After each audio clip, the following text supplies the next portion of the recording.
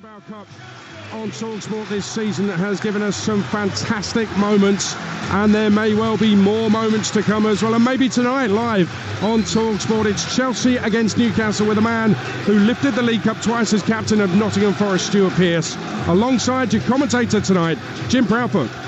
Adrian, thank you. A very good evening to you. The teams are out, and no other Premier League club can claim to have made the same amount of progress as tonight's visitors. Newcastle over the last couple of years benefiting from newfound largesse and the managerial acumen of Eddie Howe, transformed from relegation fighters to League Cup finalists and Champions League participants. Well, tonight Howe's 100th game in charge can bring his 50th win, and no Newcastle manager whose tenure has been exclusively in the top flight can boast as good a return as that. But it's that elusive first piece of major silverware since the 1960s that matters most. It's evaded the Toon's last 24 permanent managers. And realistically, it's this competition that gives Howe the best chance to deliver it. Can they go one better after last season's near miss? Well, since the Geordies last tasted glory, Chelsea have won 26 major honours, but seldom in the last generation will they have felt as far away from the thick end as in the recent past. With Europe off the table and the league title no longer their realistic concern, the Carabao comes into sharper focus. This competition hasn't always been a priority. It certainly is now, and it's no surprise to see the two managers name their strongest possible team. Chelsea making one change, Enzo Fernandez in for Mudryk. It necessitates a reshuffle too. Petrovic in goal, Disasi, Thiago Silva, whose last League Cup tie was the 2022 final, Badiashile and Colwill, Caicedo alongside Fernandez, Palmer, Gallagher and four-time League Cup winner Sterling, and up front Nicholas Jackson, Stu. Yeah, I think Chelsea create more chances than they actually finish off, and I think Poch will be looking for his team to probably convert a lot of these chances. We spoke about Palmer, and Palmer's ability to create and knit things together will be crucial for Chelsea. Newcastle without the injured Cher and Joelinton, they leave out Byrne. They got Dubravka in goal, Kraft, Lascelles, Botman and Livramento, the former Chelsea player, Lewis Miley, Guimaraes and Longstaff, Almiron, Wilson on his 100th Newcastle appearance, and Gordon. I think leaving Trippier out at right back not only leaves a defender out, it leaves one of their biggest attacking threats out. I really do. Gordon, on the other hand, is going to be a big key player, I think, and once again, I see Newcastle as a side that probably create more than they actually convert. And just before we get underway here, the first League Cup goal of the night in Burslem, Ian Hunter. And it's gone to Middlesbrough. Port Vale 0, Middlesbrough 1. It went in on 12 minutes. Johnny Howson picked up the ball for Middlesbrough round about the midway point of the Vale half, just to the right of centre. Drove forward and tried his luck from 25 yards. It took a touch off a Port Vale defender's leg and looped over the stranded Conor Ripley and into the back of the net at the Hamel Road end to put Borough ahead. Vale had started brightly, but they find themselves behind. It's Port Vale 0, Middlesbrough 1. Well, the League Cup's last two runners-up both eye a Wembley return. It's Chelsea against Newcastle. The winners have a 1 in 3 chance of an EFL team in the semis, a 1 in 3 chance of drawing a side from the bottom half of the Premier League. The stakes tonight are pretty significant. Chelsea in all blue with the gold trim, and they're kicking from left to right in this first half, attacking the shed end that houses the travelling Newcastle supporters. Newcastle in their famous black and white.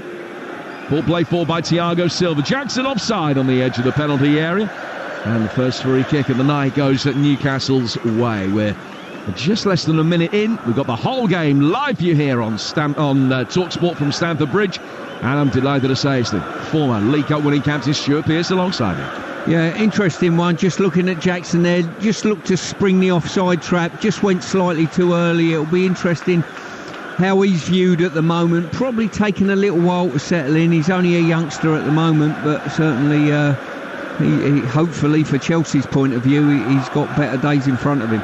This is one of 3 quarter-finals taking place tonight in the Carabao Cup. The fourth and final one tomorrow, also live on Talksport as Liverpool host West Ham. And there are a couple of other cup ties tonight as well. One in the FA Cup second round, Blackpool against Forest Green. One in the EFL Trophy, Portsmouth trailing at home to Wimbledon by a goal to 0. And it's Aaron Sassu who scored his first goal of the season for the Dons, away to a side who've won 4 in a row. Portsmouth 0, Wimbledon 1, winners of that, hosting Oxford in the next round. A couple of minutes in, and the first poor challenge of the night, executed on Anthony Gordon. Referee Jared Gillett, who perhaps brings cards to the fore slightly more than some of his contemporaries. And he's produced the first yellow card of the night as a result of that poor challenge. Newcastle getting it forward and goes out of play for a throw that they'll take on their right. Yeah, good play there. Come back to Guimaraes and not messing around at all. He's just helped it on round the corner into the channel. And Badashile had to just help it out of play, give Newcastle a throw in midway into Chelsea's half. It was Moises Caicedo, incidentally, that picked up that yellow card for Chelsea, who are back on the front foot again here, driving forward from the midfield. Good ball by Enzo Fernandez, looking for Jackson, just steered away by Lascelles, and out comes the goalkeeper Dubravka and can slide out towards the edge of the penalty area to be able to pick it up. Martin Dubravka, who won this competition last season, or got a medal because he was part of the Manchester United team that had reached the final. Because of that, it meant that he was at cup tide for the final itself when he otherwise would have played. Loris Karius, still just the one Newcastle game, which was that final. He's on the bench again today. Chelsea, runners-up in this competition a couple of years ago. The only man who played for them that day, just 2 years ago, who's involved tonight, is Thiago Silva. Almiron bringing it forward for Newcastle, finding Gordon, edge of the area, right-footed effort, takes a deflection, spins over the bar for the first corner of the night. Yeah, quality there from Almiron. Just switched the ball from just down in front of us on the right-hand side to Gordon, and Gordon's first touch probably didn't kill the ball sufficiently for him to get on top of it and hit it before he was shut down. Has scored in each of his last 2 games against Chelsea, Anthony Gordon, and he makes his way down to this near touchline to take this Newcastle corner now. That's going to be Guimaraes who's going to take him. Got 6 inside the penalty area to try and hit. It's right-footed, hit in very deep, bounces on the edge of the penalty area, and he will be kept in. Chelsea can push back outside the box. Another chance to deliver. High, long, right-footed ball in towards Lascelles, who's still forward. Then flicked on towards the edge of the penalty area by Guimaraes again. Almiron gives it back to him. Right-footed ball driven in. And it's blocked by the studs of the left boot of Enzo Fernandez and goes out of play for a throw on the Newcastle right, down by the Chelsea corner flag. Yeah, a bit of early pressure here from Newcastle, just building up ahead of steam in Chelsea's final third. An FA Cup tie, Blackpool leading Forest Green by a goal to 0. Owen Dale's 4th of the season at Bloomfield Road. This one 0-0 with 5 minutes gone. Almiron in possession on the Newcastle United right. Tries to check to be able to play the ball back. Enzo Fernandez won it back from him and gets the free kick that Conor Gallagher, the Blues skipper, looks to take quickly. Thinks better of it. And that Chelsea will just reset and get a few bodies upfield before Levi Colwill takes it. But a decent start from Newcastle, forcing the early tempo and good pressure from them. Yeah, it is. As I say, straight away, both teams have come out the traps with decent tempo. Obviously, from Chelsea's point of view, Gallagher setting high revs, as you would expect from him. But certainly Newcastle on the front foot, pressing high. And Chelsea playing out from the back, do so very ably to play through the press. Gallagher did well under pressure. Now it's played down the right-hand side of the penalty area for Jackson. Faced up by Botman. Jackson twisting and turning, getting a right-footed shot in, which cannons away off Botman and out of play for Chelsea's first corner.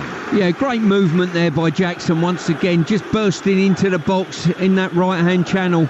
Just once he gets there and he fronts his man up, if a shooting opportunity is not on, don't just cannon it into his legs. I think you've really got to look to get your head up and play one of your teammates in, potentially. So Disasi at forward, the furthest advance of the Chelsea players, is alongside Colwill on the edge of the 6-yard box. Thiago Silva making running towards the near post area. It's beaten him, comes out for Gallagher. Oh, he's hit the bar. Great effort from 20 yards. Chested it down, hit a right-footed effort, curved onto the bar. Goes out of play in the next phase of play for a goal kick.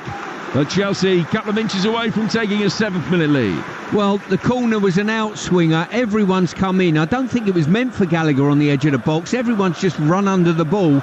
then all of a sudden it's come to Gallagher on the edge of the box. He's balled it down with his chest and he's curled it with a magnificent, around 3 players coming to shut him down. He's curled it around them and slammed the crossbar.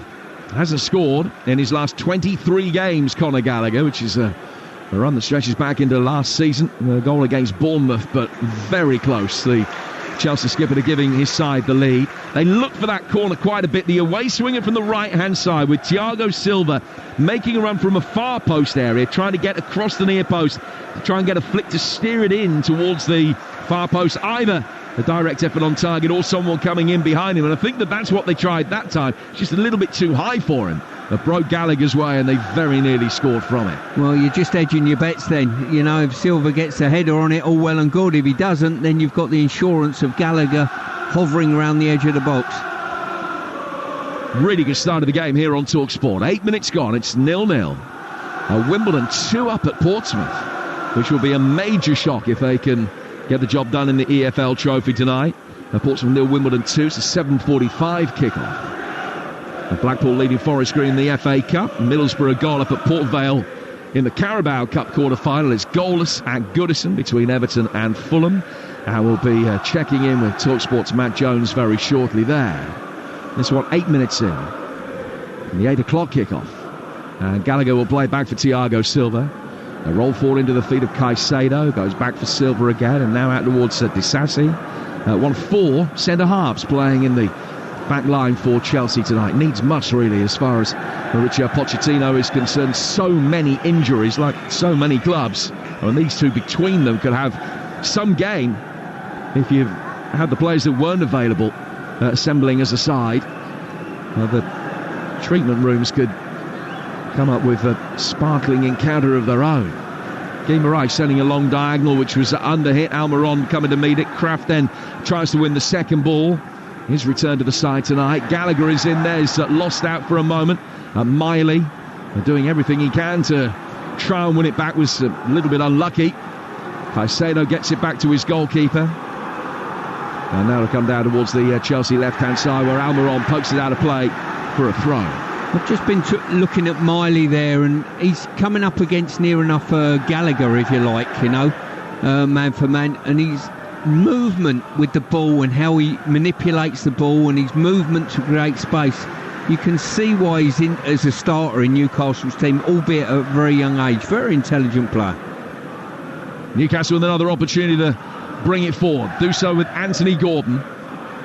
Gordon bring it to the edge of the centre circle. Guimaraes working it down towards the Swedish international Kraft. Almiron just a couple of paces to his right now takes over. Reverse ball in from him. Guimaraes working it down towards Kraft. Kraft on the edge of the area. Right-footed ball inside the box. Longstaff couldn't quite get there. And Chelsea will be able to knock it away. Another goal of Vale Park. Ian Danter. And it's Port Vale 0, Middlesbrough 2, 24 minutes gone, and Morgan Rogers, who scored in the last round at Exeter, has scored again, but it's all down to Sammy Silvera on the Middlesbrough right, who intercepted a throw out from the goalkeeper to Kofi Balmer at the back, seized the ball, drove infield to the byline and pulled it back so intelligently for Morgan Rogers to run onto and just casually stroke it home past the stranded Ripley. Super goal from Rogers, and Middlesbrough looking dominant suddenly. Port Vale 0, Middlesbrough 2. It's Morgan Rogers, 5th of the season for the 2004 winners. 20 years ago the Borough won this competition. They're taking on the Port Vale side in their first ever League Cup quarter-final, and one that they've gone into in no kind of form. And Borough leading by 2-0. We'll have both legs of both semi-finals for you on the Talksport network, and the final itself at the end of February will be right here as well. Ball played down the Chelsea left. Lascelles able to get it back to his goalkeeper, Dubravka, taking a touch and then chipping the yellow ball down towards this near touchline where Kraft can control it. The ball towards Miley that did him no favours. He did really well to react under pressure and to be able to climb, get his head to it. Enzo Fernandez's pressure ultimately helped Chelsea win it back. They didn't have it back for long. Livramento making a good darting run forward down the Newcastle left, back on his old stomping ground, but Newcastle couldn't pick him out. They work a more conservative ball back towards Lascelles and will build from deep. 11 gone, 0-0. I think there's a habit in the modern day game. If someone plays you a ball you bump it straight back to them, you know, especially in the middle band of the pitch. I'll tell you what, when I used to work for Cloughie, if any of the forwards or midfield players didn't get turned on the ball, if they could, he was up in arms. And I think maybe one or two players need to take that lesson as well. You know, just get turned when you can. As soon as you face the opposition's goal, it's a game changer in the game. Those are the thoughts of the former England World Cup defender Stuart Pearce here on Talksport tonight. Livramento's got the ball. So square to his right-hand side for the returning Sven Botman. Came back for the closing stages at the weekend. It's his first start in nearly 3 months tonight after the knee problem that's been keeping him out of the team. Newcastle win a throw midway inside the Chelsea half. Let's get a quick update from Goodison. Here's Talksport's Matt Jones. 27 minutes gone. It's Everton 0, Fulham 0. Hard to score goals when there's barely been a shot. The first of them and only of them falling to Dwight McNeil, but he lashed over from just inside the 6-yard box. Everton 0, Fulham 0. Thank you, Matt. It's the only goals in the League Cup so far tonight. Both scored by Middlesbrough. 2 up at Port Vale. And now Wimbledon 3 up at Portsmouth in the EFL Trophy. Thiago Silva hasn't played in this competition so far this season, or indeed last. Out of the Chelsea right-hand side, cleverly worked down the line by Palmer for Jackson. Back for Cole Palmer again. Palmer coming in off the right-hand touchline, laying it to Caicedo. Gets a quick return from Conor Gallagher. Now Palmer coming infield will feed Gallagher once more. Colwell to Enzo Fernandez. Yeah, almost of the day since he became a world champion. And towards the Chelsea right-hand side, Jackson waiting patiently in the middle if the ball will be delivered from Disasi, who does the next best thing. He wins the corner off Livramento. Now the corner that will be taken over on the Chelsea right-hand side. Yeah, decent set up there. Ball switched out wide and we just cannoned off the defender there. Livramento just for a corner. Got the opportunity to put the ball in the box. And certainly, as you mentioned earlier, Silva is a big threat for Chelsea. So they've set up with Jackson and Silva standing almost next to each other, about 15 yards from goal. Palmer's in that far post area as well. Gallagher unmarked is in the D. They've got Disasi towards the edge of the 6-yard box with Colwell. It's worked short this time. Colwell was the target of the ball that was swept in. And it'll go out of play for a throw. It hit the corner flag on its way out. It goes out for a throw that'll be taken by Chelsea over on that far touchline, and it's going to be left for Axel Disasi to potentially launch a long one inside the penalty area, although Sterling wants it into feet and ultimately gets it. 2 Newcastle players around him. He's worked it back for Disasi to Gallagher, and the blonde-haired midfielder goes back towards the edge of the penalty area for Badiashile. Palmer will take over. Now a chance for Disasi to deliver. Right-footed ball swept inside the penalty area. Overhit for the 2 Chelsea players who made near-post runs. And Newcastle on the counter-attack might be able to break with Wilson. And Wilson making his way forward. He's got 2 to try and beat. He got past the first. Oh, and the second. And puts it in. It's a terrible mistake by Badiashile. Newcastle strike first. Ecstasy in the away end. Callum Wilson on his 100th appearance for Newcastle scores goal number 46. It might be one of immense significance. Chelsea 0, Newcastle 1. Well, it looked as though Chelsea had got numbers back to deal with it. Credit to Wilson, though. He got turned, he drove at the back line of Chelsea and asked questions of Silva. He got past Silva with a couple of bobbles, but Badiashile got round behind him, looked as though he'd mopped up the problem, got his feet tangled up and presented the ball straight back to Wilson, who said thank you very much. 1-0. Well, when there are 2 centre-halves coming across the cover in front of you, realistically you're not going to expect to be able to find a way through. He got past Thiago Silva. I think Thiago Silva necessarily let him pass, but he knew that Badiashile was such an overwhelming favourite to be able to mop up in behind him. It wasn't a problem at that stage, but he just couldn't get his feet adjusted, and the young Frenchman lost out. And then Wilson still with work to do as Petrovic came off his line, but he scooped it with the outside of the right boot across the face of the goalkeeper and into the bottom left-hand corner. An excellent finish from Wilson, who's now scored in 5 of his last 7 starts. He did lose the League Cup quarter-final on this ground with Bournemouth. In fact, he lost a couple of them, but he might have provided the foundation for Newcastle in a League Cup quarter-final here tonight. It's Chelsea 0, Newcastle 1. When you look at this goal from start to finish, Colwell's pass backwards was awful. He took out, he fed Wilson. Wilson run for him on the halfway line, drove at both centre halves. They got in a terrible pickle, and you've got to say, what a beautiful finish outside of the right foot into the far corner. Caicedo with a straight ball that is easily claimed by Debraka. They have a pretty poor away record, certainly domestically. That hasn't been the case in Europe, where they got a draw at PSG when they, of course, deserved more. Got a draw at Milan in that Champions League campaign as well. They had a very impressive League Cup win at Manchester United in the last round, but away from home in the Premier League, they got the worst record outside the bottom four. They lead here at Stamford Bridge by a goal to nil on Talksport. Badiashile, whose heart will still be beating pretty quickly. Back for Thiago Silva, who won 11 domestic cup competitions in his PSG days, 6 League Cups and 5 French Cups. Ball played out towards Palmer. Palmer for Caicedo.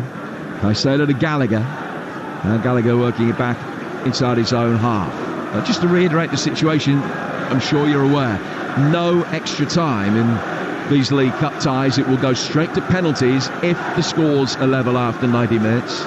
It's Newcastle that have something tangible to protect after 20% of the game. And Thiago Silva's got it. Good ball forward from him. Chelsea have hit the bar, but trail. Forward towards Caicedo. Caicedo straight back for Thiago Silva. 6 yards inside the Newcastle United half. It comes down for Badiashile and now to Colwell.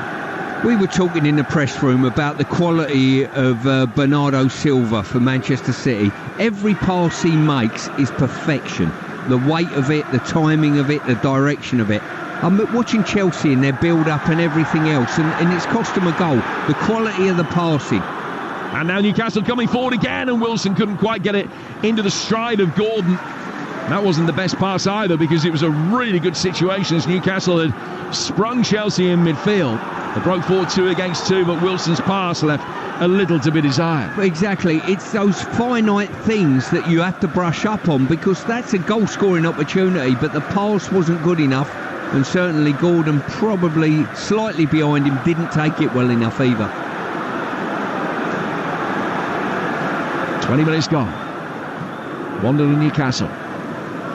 Long clearance from Petrovic, the Serbian goalkeeper who signed from New England Revolution in a £14 million deal over the summer.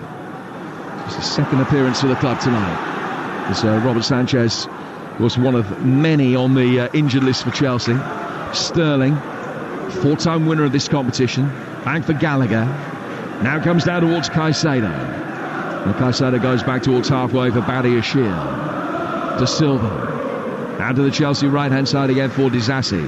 Gallagher able to pick it up. Longstaff comes to engage with him. He's playing on the left of the midfield 3 with Miley on the right. Newcastle happy for Chelsea to have the ball in the area where they are now. They're on halfway. They'll work it forward towards Sterling. And again, as it comes down towards Sterling, Almiron doesn't necessarily engage. He'll go over there, but he won't put a challenge in. He's happy for Chelsea to play the ball in that kind of area. Chelsea going backwards to come forwards again. Now we'll play down the right flank, and Disasi's got it. Disasi looking into the feet of Palmer, given away by Guy Moraes, so Palmer ended up with it. Caicedo to Colwell. Sterling is spaced to his left. He'll play him in now, again, with a poor quality ball. Went down towards the corner flag. Sterling able to keep it in. But the momentum had gone from the attack for a moment. Now Caicedo getting it forward. Enzo Fernandez trying a little flick, a little pirouette and nutmeg of Lascelles, which didn't come off. Chelsea bring it forward the next phase of players. They look for this equalising goal. Down it comes for Colwell. Raheem Sterling, almost level with the edge of the Newcastle box in a wide position on the left. Working it back behind square. Challenge is coming in the Newcastle midfield, and Miley's won it back. Play forward now towards the goal scorer Wilson. Wilson playing it forward. Livramento almost there to nudge it past Thiago Silva. And it was a critical challenge from the 39-year-old to stop it getting through. Palmer does really well to keep the ball in on the right-hand touchline. Enzo Fernandez with a good turn. Getting away from Bruno Guimaraes. Poor defensive header from Botman. Cannon into Guimaraes and fell for Jackson. Now out towards Palmer. Palmer trying to get the ball onto his left foot for a shot. And diving down to his left, the Bravka can make a save at the foot of his near post. Yeah, Chelsea have just got to brush up on their passing. You know, in general, right through the thirds. We saw it just then. Ball played out to Sterling, just overhit, and Sterling's got to readdress his movement, go out wide, retrieve the ball, and they're little things, but they mount up. The Sal's fall into the feet of the dark-haired, thick-set Miley, just 17 years old. That's his youngest ever Premier League goal scorer after his goal of the weekend. Sterling's got it back for Chelsea and wins a corner with a driven ball that hit Kraft and goes out of play for a Chelsea corner, their third of the game, which will be taken on the left-hand touchline. Yeah, it'll be interesting. Chelsea would have watched the game, I'm sure, of Newcastle playing away at Tottenham, and both fullbacks got a bit of a roasting, I felt. Certainly Trips did, and he's on the bench tonight, but certainly the other side as well. I think Livramento was under pressure that day. So this Chelsea corner will be taken on the left. It's Palmer that's gone over to take it and works it short towards Sterling. Back for Palmer again. Palmer clipping it in, left-footed straight into the hands of Dubravka. It was a real waste of an opportunity as far as Newcastle are concerned. We'll go back round the grounds. First to Goodison, Everton, Fulham, Matt Jones. And it's still Everton 0, Fulham 0. Fulham yet to have a shot in this game, but Everton have had one on target. Jared Branthwaite reaching a cross to the back post by Harrison, but his header was tame and Leno saved. It's Everton 0, Fulham 0. And any sign of Port Vale fight back at Vale Park. Ian Danton. It is Port Vale 0, Middlesbrough 2, but Vale should be back in it. A cross from the left from Ethan Chislett across the face of goal, and Gavin Massey somehow contrived to steer the ball over the bar right in front of goal, 3 yards out. It is Port Vale 0, Middlesbrough 2. And 1-0 to Newcastle here, with Chelsea trying to get Jackson in inside the penalty area, and they couldn't quite manage it. Newcastle will be able to bring it away. Ball played down towards Almiron, beaten to it very well by Colwell, who read the situation. And England international finding Sterling. Sterling back for Badiashile. Beaten by Wilson for the goal. Thiago Silva back for the Frenchman again. Turned out towards Colwell. Colwell and Badiashile just having their own individual game for a moment. They work forward into the feet of Caicedo and straight back again. And one of the Chelsea players taking any kind of active forward responsibility here. Caicedo looking now, a cursory glance to see where Jackson was as he made the run between Lascelles and Botman. Decided he couldn't pick him out. Chelsea work it conservatively out towards the right flank. And then back it comes from Badiashile and down towards Colwell again. Yeah, Chelsea building up here, Jim, but the quality of their passing, it's okay, but it's not perfection. And if you're going to break teams down, it's got to be perfection. You've got to pass the ball right way, right angle. Sterling. Now Colwell has it.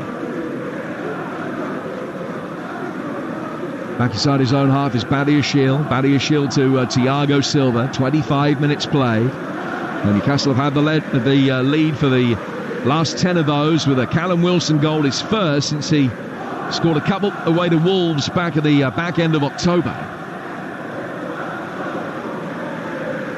Caicedo forward towards Gallagher. Gallagher again in a central position for Chelsea. 20 yards outside the penalty area for Enzo Fernandez.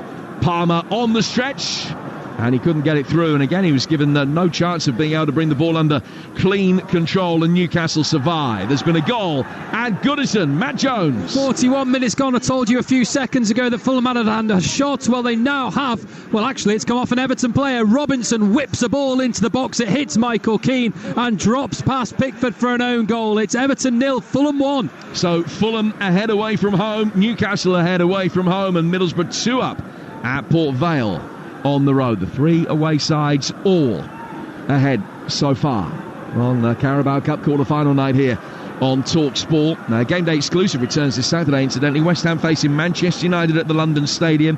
Live coverage from 11 on Saturday ahead of a 12:30 kickoff. At 3, Newcastle back in action. They face Luton at Kenilworth Road. It's live and exclusive on Talksport 2. Then the Toon hosts Forest on Boxing Day, and that's a 12:30 kickoff live here on Talksport. Also, Chelsea's next game here when Palace visit a week tomorrow on the 27th. Live and exclusive on Talksport 2. So we've got your team covered over the festive period. And tonight, with 18 minutes to go to half-time, it's Newcastle that lead. Chelsea are in possession. They've had the majority of it tonight. Fernandes has it, 15 yards inside his own half. Just tries to chip one over the top, but the Sells covers the run of Jackson. A stumble by Kraft meant that Chelsea were able to pick up the second ball with Sterling. Sterling, good little 1-2. He's inside the penalty area. Oh, he got it past Dubravka, but he went past the far post as well. Credit to the goalkeeper, who probably had it covered if he was going to creep inside that far post. Better from Chelsea. Out of play for a goal kick. Still, Newcastle lead. I'll tell you what I'm going to do, Jim. I'm going to bemoan Chelsea. I don't think they've had the quality on their passing. Too many passes are just slightly off. And if they're slightly off, your teammate cannot take it in his stride. And that one as well. Sterling's done brilliantly to burst into the box. And I'm not sure whether it was a shot or a cross. If it's a shot, it needs to have some curl on it. If it's a cross, it needs to be pulled back a little bit further. It was half and half, in all honesty. Yeah, Raheem, without a goal in his last 4 games, he's actually only scored in 5 of his last 31 Premier League matches. And no cup goal for him tonight. Gallagher bringing it forward down the right-hand side of the area. Sterling, this might be his moment. Good save, Dubravka. Sterling's first touch took it wide of Botman. His second was a powerful shot. Dubravka saves it. Chelsea will come again as a clash on halfway involving Almiron. The referee's played the advantage. Colwell's down holding his head. The referee says play on. And Chelsea have possession. Just making sure that Colwell is okay. Jackson very languidly working it back for Badiashile. Colwell is he's up on his feet. He's leaning over with his palms of his hands on his knees for a moment. I think he's going to be okay, and he's going to be able to continue. Yeah, good play there by Chelsea. And as I said, with Sterling, who just had his shot blocked in the 6-yard box. Probably the best opportunity Chelsea have had so far this game. A goal back for Portsmouth in the EFL Trophy, scored by Cassini Yengi's 7th of the season. But Portsmouth have only lost 2 of the last 38. Trail 3-1 at home to Wimbledon in the EFL Trophy. Incidentally, live on Talksport 2 right now. It's the 4th T20 international between England and the West Indies. England off to a flyer, 84 without loss after 7 overs. And that's live on Talksport 2 for you with our award-winning cricket team right now. Here's Enzo Fernandez. Down for Raheem Sterling. Sterling coming in off the left-hand touchline for Chelsea. Has got Fernandes in support. Chelsea looking to get themselves back into this game after Callum Wilson's goal. His 8th of the season on 16 minutes. Thiago Silva playing it out to the right for Disasi. Gordon comes across, just forces Disasi to go back. And you can understand that the Chelsea selection tonight, and probably nothing else that Mauricio Pochettino could have done, but in playing a centre-half in the form of Disasi at right back, it does take some of the attacking impetus away, particularly down that side. Not a full-back that ever really fancies his chances of being able to necessarily beat a man. The Chelsea are going to be making a change in a moment, and Armando Broja is ready, and he'll be coming on. So it'll be interesting to see exactly how they're going to shuffle things around here. Half an hour on the clock. Chelsea 0, Newcastle 1, Stuart. Yeah, it was. And just going back to that last effort by Sterling, it was Gamirez who ended up getting back and making a fantastic block just in front of his goalkeeper. Silva in possession for Chelsea inside his own half. Square to his left. Now Badiashile will play down towards Sterling. Sterling trying to take on Emil Kraft. Can't beat him. Goes out of play for a throw. And that will give Chelsea the opportunity to make this change. And it is Enzo Fernandez who's coming off. So Broja coming on, and Fernandez clearly some form of injury or other. He's able to leave the ground under his own steam and just trots over towards the touchline, but clearly there's a problem of some description, so he's off, and Armando Broja comes on to replace him, the Albanian international by way of Slough, coming on and just has a quick word with Raheem Sterling. So I wonder whether they're going to go two up front here. Well, it certainly looks that way where Broja's gone. I think that might cause Newcastle more of a problem. They're going to go 4-2-4 or 4-4-2 here, Jim. Yeah, it's looking that way to start with. Broja just giving a few instructions. Sterling coming into a more central area. Jackson peeling out towards the left. So maybe Sterling's going to play at 10 in behind the front two of Jackson and Broja. Or is he going out to the right? No, he's going out to the right now. They're going to move Palmer in one, and he'll play in a more central role. So it's going to be interesting to see how this develops as far as Chelsea are concerned. Almost 4-2-2-2 by the look of it, with 32 minutes on the clock and Newcastle leading 1-0. Yeah, it certainly looks that way. Maybe Sterling just slightly on the right, with Jackson just feeding out, just sort of tucked in on the left-hand side at present. So goalkeeper Dubravka will take. We'll get half-time details from Goodison Park, where Fulham lead in a moment. A ball played over halfway and comes straight back again. Sterling's got it. Sterling doing well, inviting Guimaraes to make the challenge and plays it past him. Good 1-2 between him and the deeper line. Jackson, Sterling gets it again. Couldn't get the shot in. Goes to ground. The challenge from Lascelles. Referee says play on. There is no VAR here tonight. Sterling back to his feet, and not huge number of complaints from him. Gallagher's got it now. Midway between the left-hand touchline and the left-hand side of the penalty area. Fitting it back for Sterling. Sterling clipping it in. It bounces once. Livramento coming across. Just nods it down. He's got plenty of time to be able to clear it. Right-footed forward towards halfway. And that familiar refrain of Chino from the Newcastle supporters is heard again. What an acquisition he has been for them from Southampton, who sold him for 10 times what they paid Chelsea for him, and he played less than 50 games for the club. He's a player whose stock really is very much on the rise. Back here on his old stomping ground tonight, and on the winning side at the moment. Let's get those half-time details then from Goodison. Matt Jones. Everton 0, Fulham 1 at the break. Everton have had the best of the game. They put multiple crosses into the box, but they've only had one shot on target, that coming from Branthwaite. His header saved. At the other end, Fulham haven't had a shot on target yet. They lead through an own goal. Robinson whipping across into the box from the left. It hit Michael Keane. Wrong-footed Pickford and went into the back of the net. It's Everton 0, Fulham 1 at the break. Thank you, Matt. Here's Raheem Sterling with Talksport. Just have 10 minutes to go to half-time. Conor Gallagher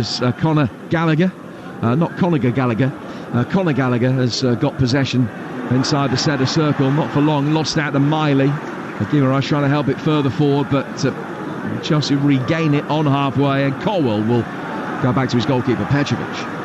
Yeah, Chelsea made a few entries so far into the 18-yard box, but at this moment failed to find a finish, and certainly anything that Newcastle haven't blocked. And once again, Badashile, I'm not sure what you are trying to achieve, young man, honestly. He's just so loose. He's cost his team a goal already. He's ended up passing a ball across the face of the 18-yard box and giving it away, and got away with that one once again. He got away with it because Conor Gallagher got fouled.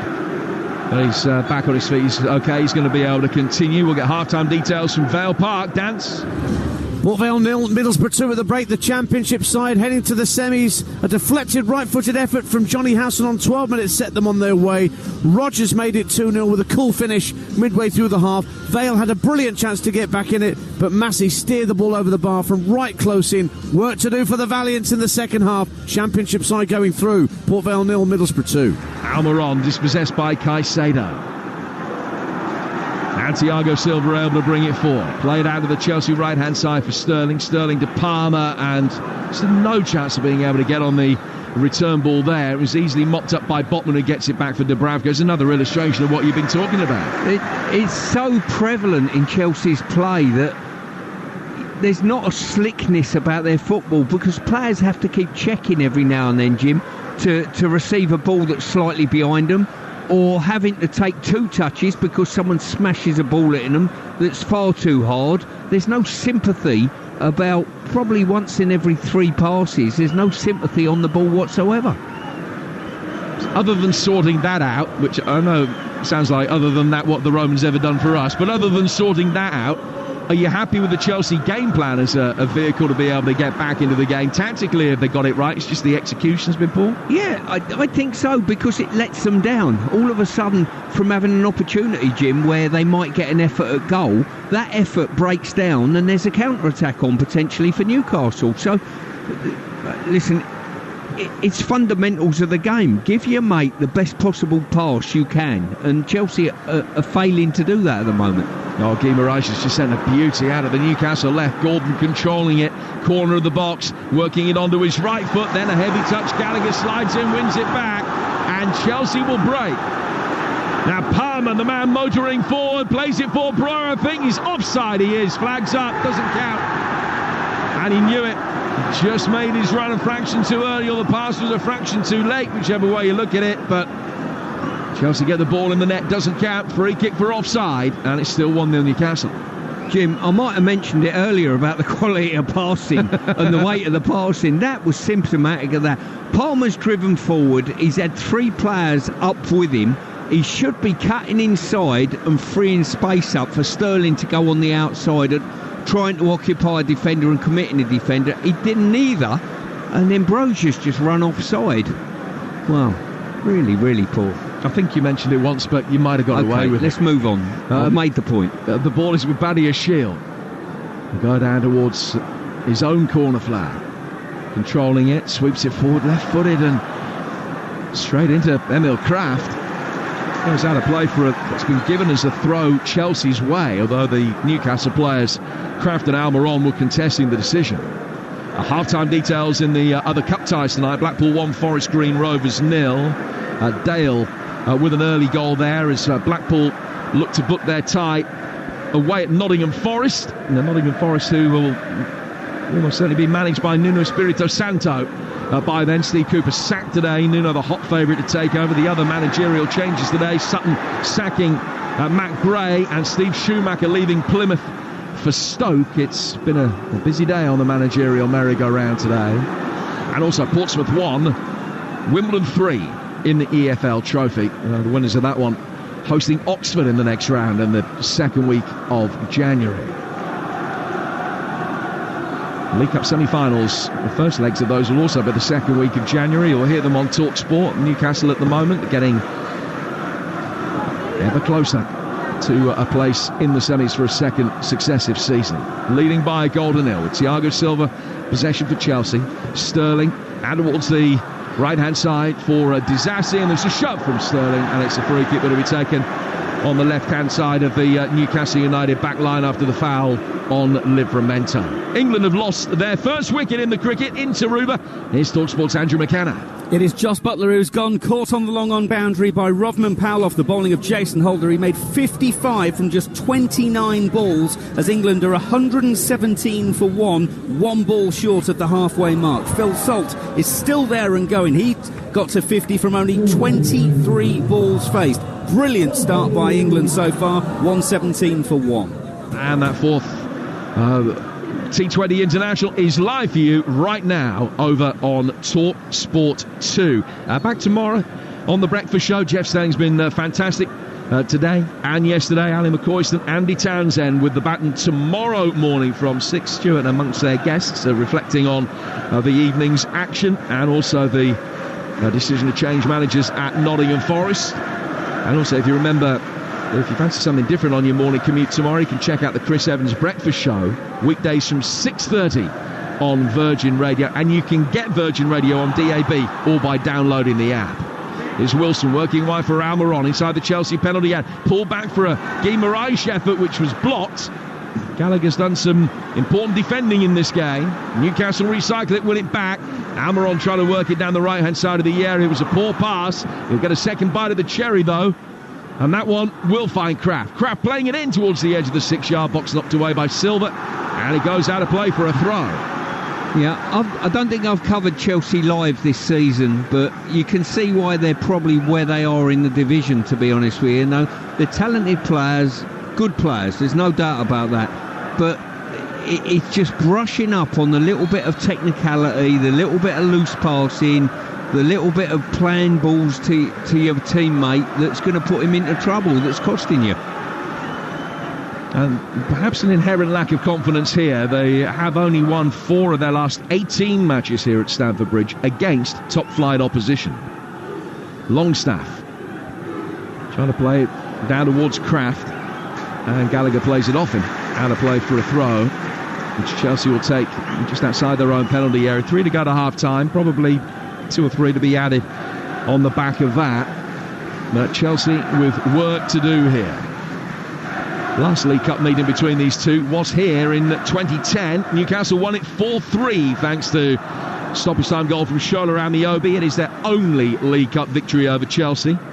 Chelsea also beat Newcastle in the quarter-finals 17 years ago tomorrow with Didier Drogba goal at St James's Park. It's a ground where Newcastle have had a lousy record in the recent past. They got a draw here last season. That ended a run of 10 straight defeats on this ground. Got their noses in front here. Wilson, the goal scorer, has just fouled Colwell. Helps him back to his feet after disdainfully waving him up to start with. And Chelsea will take the free kick quickly and try and get it forward. Disasi out towards Sterling. Palmer's finding a little bit more space at times in this more central area that he's got now. He's played it out towards Colwell. Levi Colwell bringing it forward for Chelsea in their royal blue. Caicedo working it back inside the centre circle for Thiago Silva. Jackson making a run. Botman keeping a weather eye on him. Down for Colwell. Back towards Badiashile. Badiashile's ball forward towards Caicedo is poor. He'd love to get the first 45 minutes back, Benoit Badiashile. Flicks it back to his goalkeeper here. Petrovic out towards him again on the edge of the penalty area. That was very neat and tidy. He did well. Get it forward towards Colwell. Colwell getting away from Guimaraes. He's played it down the left-hand side. Oh, Breuer, brilliant drop of the shoulder. And he left Guimaraes sprawling. Caicedo now. Palmer. Cole Palmer taking it on. Back to him from Caicedo. Palmer past the first challenge. Taken over by Breuer. Breuer plays the way that he's facing back for Colwell. Newcastle have got 10 back behind the ball, but haven't got the ball back. Palmer. Now Caicedo in a central area. Can't get himself into a shooting position. Flights the ball out towards Raheem Sterling on the Chelsea right. Sterling taking on Livramento, can get it in. Palmer arriving by the penalty spot. Longstaff did enough. Gallagher gets a shot in. Bit of pinball inside the box. Botman eventually digs it clear and finds halfway with his clearance. Yeah, as I say, decent entry into the final third and into the box, but Newcastle managed to get enough players around the ball just to kill off any danger. There's Palmer.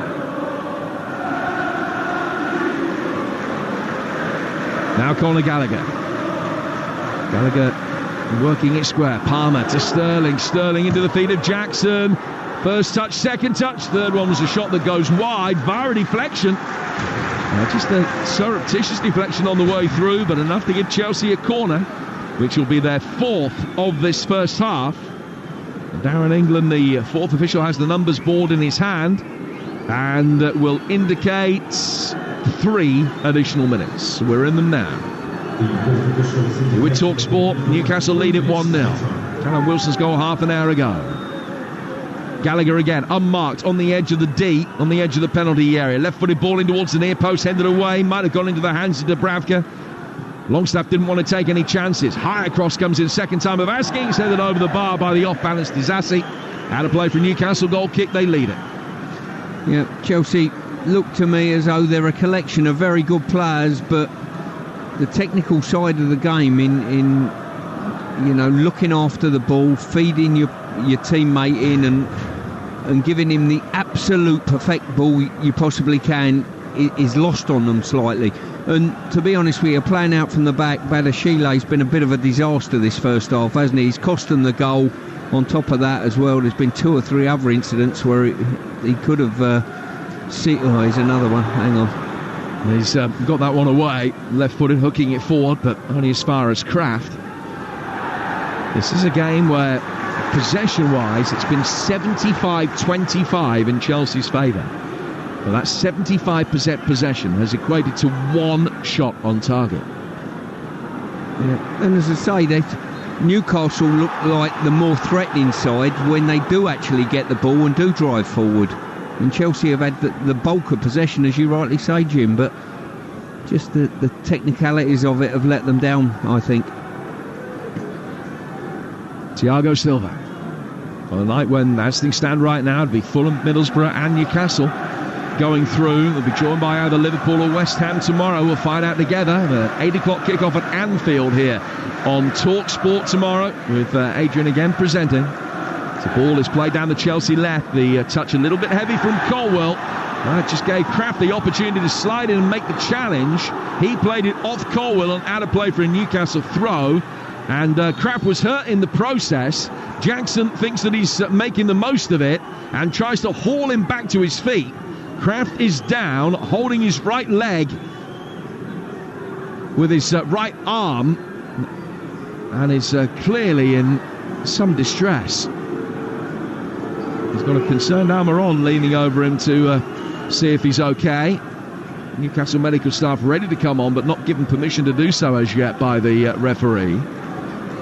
Jackson is still not departing the scene. I don't know whether he's leaning over him in order to apologise in a moment, or whether he feels that there should be some more recriminations. Gallagher's in there and has got a placatory hand in the chest of his teammate, who's now being quietened down by Colwell. Jackson still hopping around and not happy, and now does depart, but clearly he feels that Kraft has made the most of that.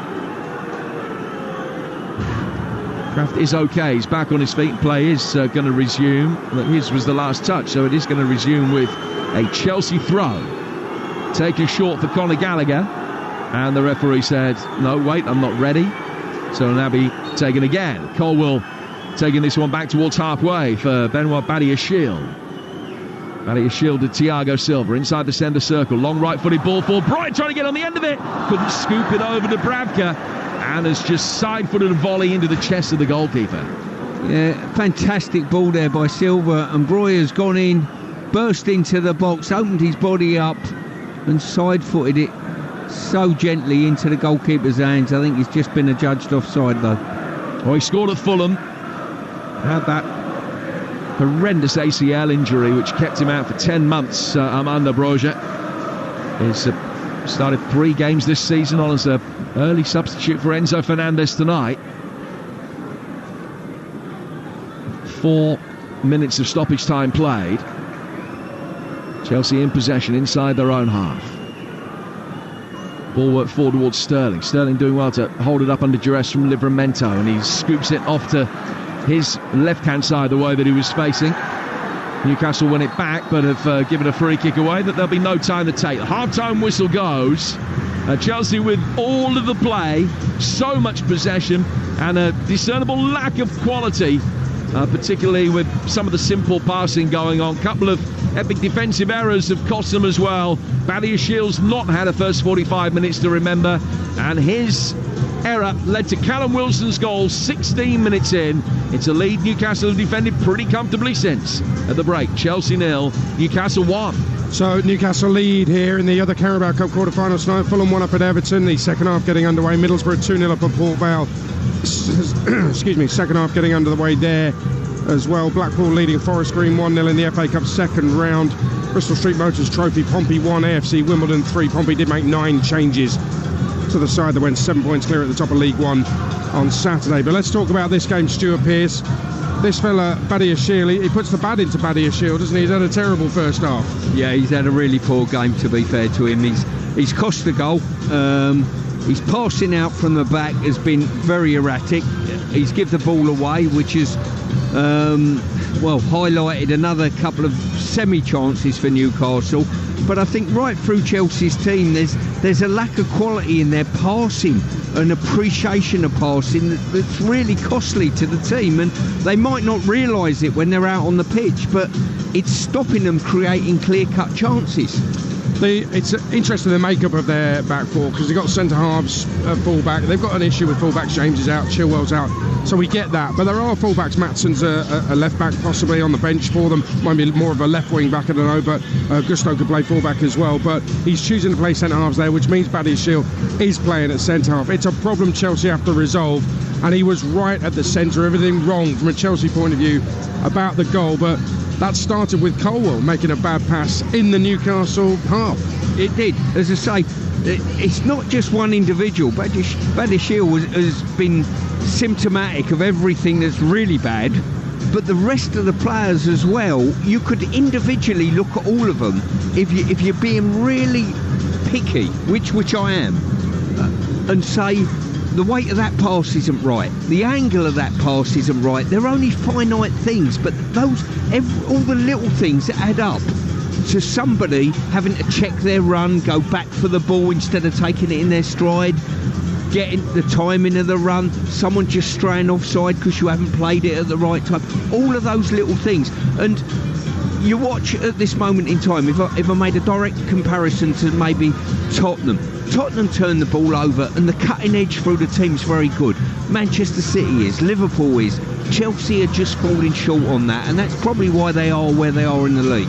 Well, Callum Wilson, who scored his first goal in 7 tonight, brilliant finish from him after that error from Badiashile, and Newcastle lead 1-0. You know, the last time Newcastle won here was in May 2012, a couple of weeks before Chelsea went to Munich and won the Champions League final against Bayern, actually.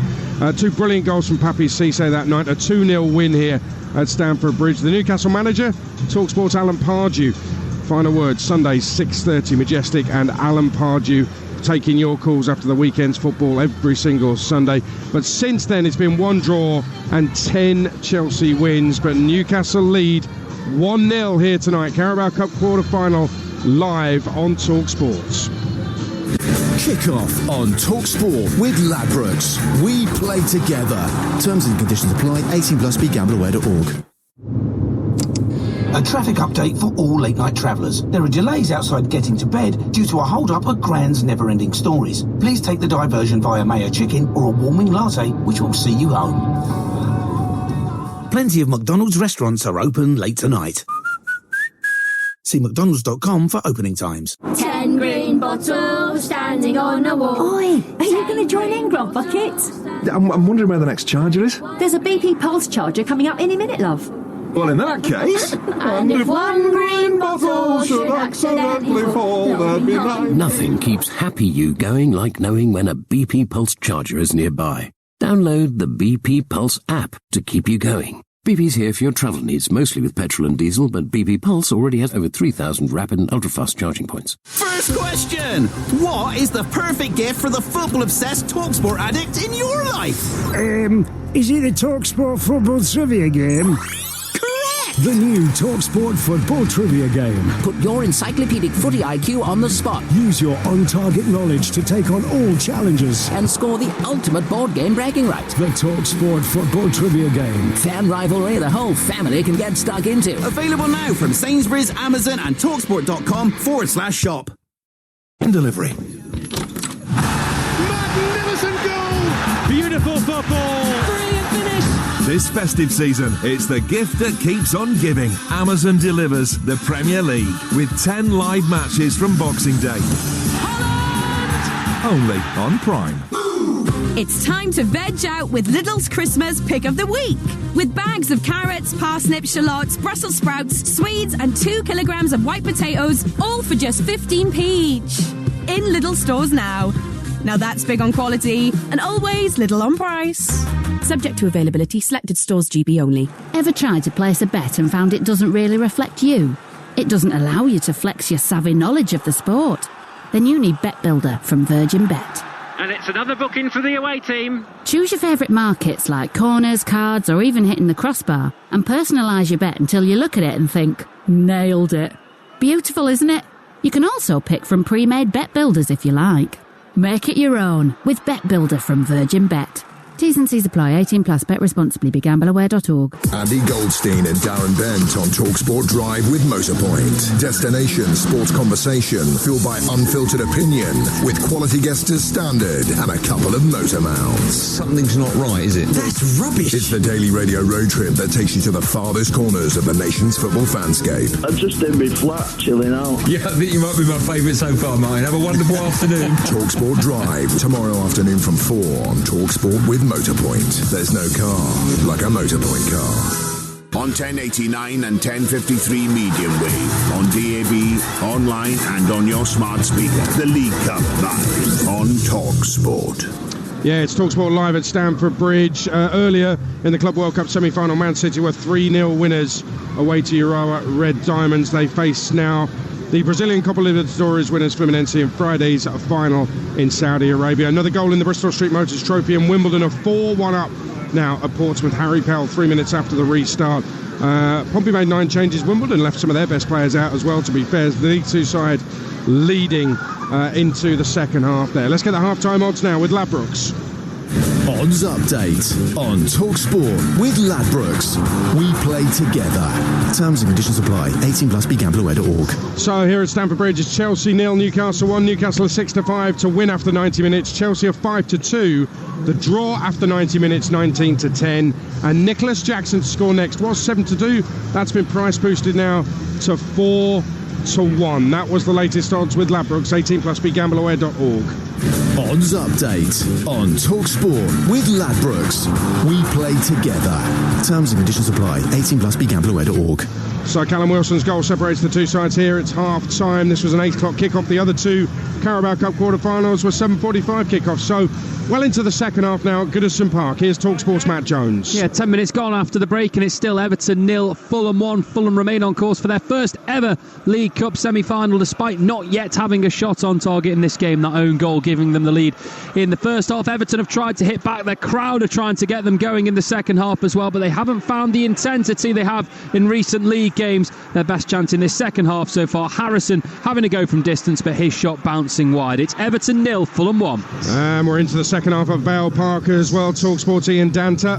Port Vale 0, Middlesbrough 2. 7 minutes gone after the restart, and Port Vale made a change at the break, bringing on Ryan Loft for a bit more height and physicality up front as Middlesbrough go 3-0 up through Matt Crooks, collecting the ball at the edge of the area, turning and firing it low past Ripley into the bottom corner. Surely that is Borough into the last 4 now. 52 minutes gone, and the League One side are going out surely. Port Vale 0, Middlesbrough 3, Matt Crooks. Matt Crooks has been one of the bright spots for Middlesbrough over the last few weeks, been brilliant for them, and has capped it now with what sounds like a fantastic goal. The 2004 League Cup winners Middlesbrough look like they're going into the last 4. They're 3-0 up at Port Vale. What's happening at Ali Pally in the PDC World Championship darts? Sean Price. Yes, well, the Bronze Adonis Steve Beaton rolled back the years on his 23rd PDC World Championship appearance as he beat debutant Vessel Nyman by 3-1 to book his place in the second round. The real deal Mike de Decker has just beaten Dragutin Horvath by 3-0, and there's 2 more matches still to come, with the 3-time world champion Michael van Gerwen taken to the Oki. And let's get to the cricket, because we've got the latest from Andrew McKenna.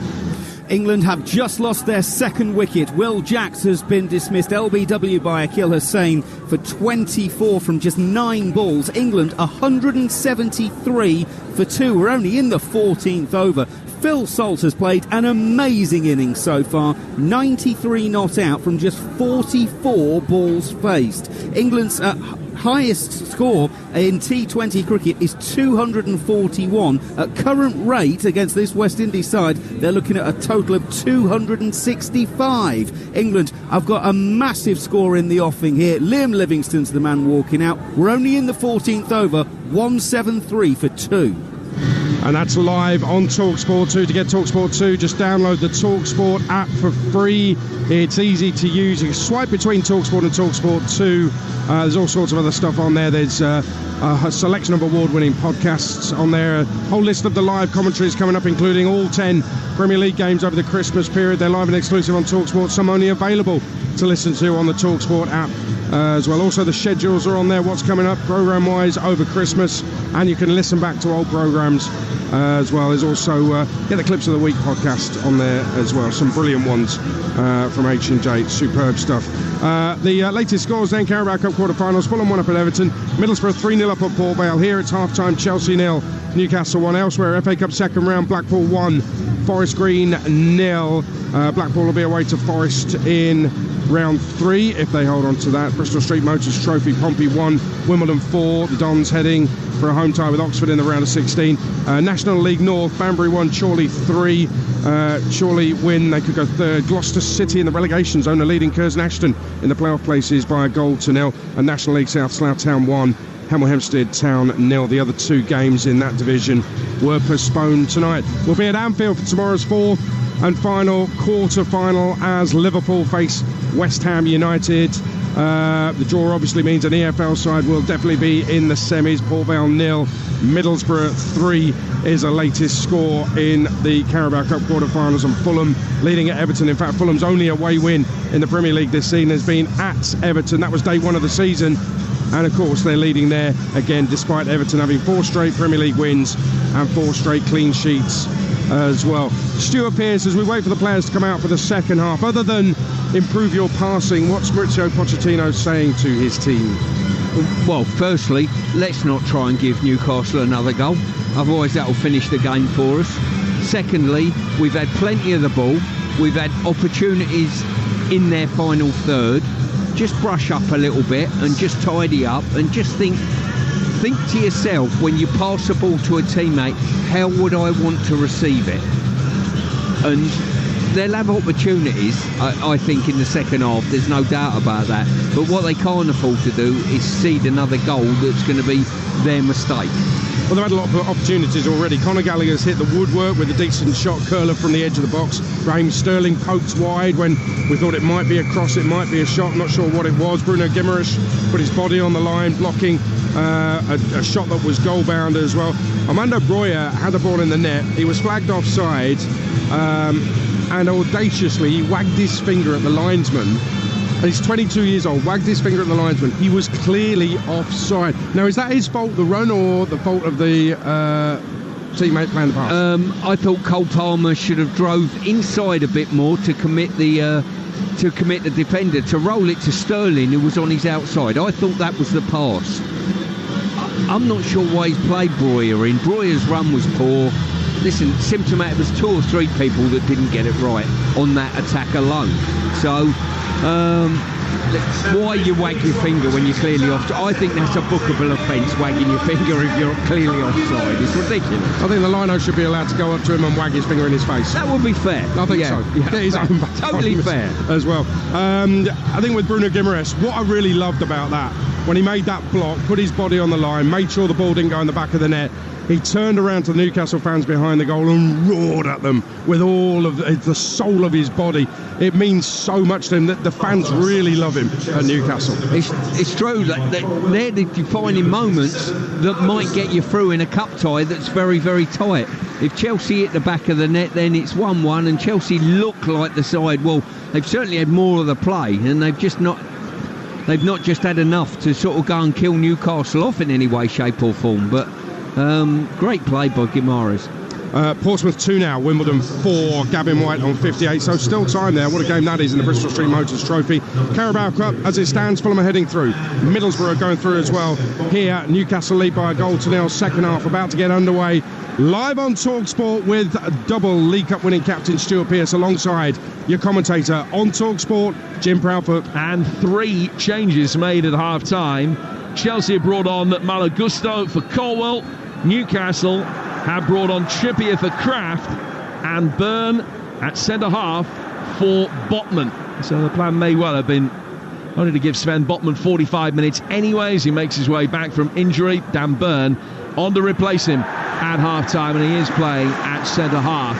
All 3 of those changes, straight swaps in their respective positions. Chelsea on the front foot right from the off in this second half, immediately have a free kick, which will be taken level with the edge of the Newcastle penalty area. An opportunity to load that box. Silva standing by the penalty spot.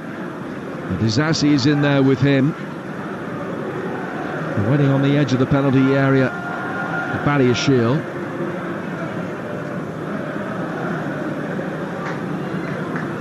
Conor Gallagher standing over it. An opportunity for Chelsea to swing this inside the penalty area. Test Newcastle's defensive resolve. In towards the near post. It went for a little near post flick, which wasn't forthcoming. It hit Wilson. Cannons back outside the penalty area. High ball in from Sterling. And Dubravka got the shout from Lascelles to leave it. And goes over his head out of play for a goal kick that'll be taken by Martin Dubravka away to the right-hand side. Well, Newcastle leading, and there haven't been too many undue alarms. But what will Eddie Howe have made of the opening 45 minutes, bearing in mind that his side have only had 26% possession and only 3 attempts? Well, I think the possession count won't worry him in the slightest. He'll see that he's got opportunities. I think they've pressed quite well. They'll have opportunities on the turnover to counter-attack and do quite well. I think maybe Kraft coming off might have been that injury just before a blow on the leg that might be a problem there, and probably Colwell as well got a bang on the head, didn't he? So whether those were unforced substitutions or not, I don't know. But from Eddie's point of view, I think he'll be quite happy with the way the game's gone. They got their nose in front at the moment, and Chelsea don't look to me as though they've got real cutting edge. Amaron's got it. Goes back for Kieran Trippier, who missed the weekend league match because of suspension. Probably wouldn't have made the cut anyway because he was carrying an injury. That's why not in the starting lineup tonight. Cole Palmer almost showing too much of that to Miley in the midfield. It'll be played forward down in front of us by Disasi for Amanda Breuer. And then Palmer flicking it straight at Miley. The ball does end up at the feet of Breuer. And then Sterling tried to protect the ball and lend it back for Breuer. But Newcastle won it back. Gordon looking to angle the ball over the top for Wilson's run. And all a little bit scrappy at the beginning of the second half. He goes out of play for a throw that'll be taken on the Chelsea right-hand side. They've got Petrovic in goal. Disasi, Silva, Badiashile and Gusto, the back four. Remember, Gusto has started a game for Chelsea this season. Has always been on the right. He hasn't started a game at left back, but that's the role that he's in now. And then they've got Caicedo, Gallagher, Palmer, and then Jackson, Sterling and Breuer, the front three. With the Newcastle side at a moment. Breuer has it right-hand side of the penalty area with Sterling behind him. Sterling making a darting run and then checks and comes back. The ball slows down almost to a stop for a moment. Caicedo working it forward. Sliding challenge comes in from Almiron. Palmer will still be able to get it, and he wins the first corner of the second half. The left-footed shot that takes a deflection and spins wide. Yeah, I think going back to Chelsea's substitution, maybe if it wasn't an injury for Colwell, I'd have been tempted to put Colwell at the heart of the defence, bring off Badiashile and keep the same fullback in. Chelsea corner, their fifth of the game. Work short, Gallagher to Palmer. Here's Gusto now. Back out of the Chelsea left-hand side for Palmer. Jackson, this is better from them. Gallagher and Livramento is there to knock it away, and the counter-attack could be... counter-attack looks as though it's going to be on, and Gordon has pulled up just for a moment. But it looks as though he's going to be okay and able to continue. I thought in chasing that, he just pulled up. It wasn't a sort of fully fledged pull up as if his hamstring had popped or anything, but it just looked as though he curtailed his run. That said, keeping a close eye on him now. He's trotted back into position. He hasn't looked over to the bench, and seemingly he is okay. Silva playing it forward. Sliding challenge comes in. Newcastle working it forward again. I'm not convinced he's right, though. Anthony Gordon is looking down disdainfully now. He couldn't really make a run to join that attack, but he's labouring on for the time being. Now he's trying to go up through the gears to come back and get goal side. Chelsea have it with Disasi. Newcastle are going to have to make a change. Gordon is sitting down on the deck now, and he's not going to be able to continue, and the injury curse has struck again. Matt Ritchie getting ready, and he'll be on to replace him in a moment. If Newcastle didn't have the bad luck with injuries, they'd have no luck at all. It's just been a horrendous time of it. And Anthony Gordon, the latest, seemingly. It's not up to Chelsea to stop play here. They're in possession. And no need for the referee to stop it either. Caicedo sportingly puts the ball out of play because Gordon is on the deck and unable to continue. Wilson goes across and shakes him by the hand. Good sporting play, no need to do it, and the crowd are letting him know that. But Gordon will make way, and Ritchie's going to come on to replace him. Yeah, this is a big blow for Newcastle going forward. Take it as a muscular injury. Would you suspect there? As you say, he tried to burst. And Jackson, well, put the afterburners on, didn't he, and just run away from him in the incident. So at the moment, no Tonali, no Pope, Jacob Murphy, or Isak, or Anderson, or Barnes, or Willock, or Cher, or Manquillo, or Jolinton, or Target, and now no Gordon for the remainder of this game. Newcastle fans will be desperately hoping that that isn't anything severe with the very busy festive period coming up. They've got Luton away next and Forest at home after that. You'll hear both of those games on the Talksport network.